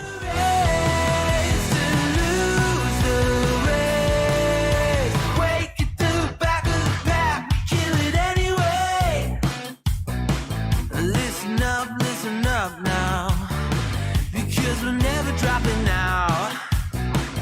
Beat the odds, beat the big house. Our brains are bigger than the doubt. We've been thinking for ourselves, never let the truth fade away. This is bigger than ourselves, we won't let the world burn away. Burn away, we feel betrayed. We were raised to lose the race. Wake it through the back of the pack, kill it anyway. To blame, haters face the world's mistakes. Wake it through the back of the pack, kill it anyway.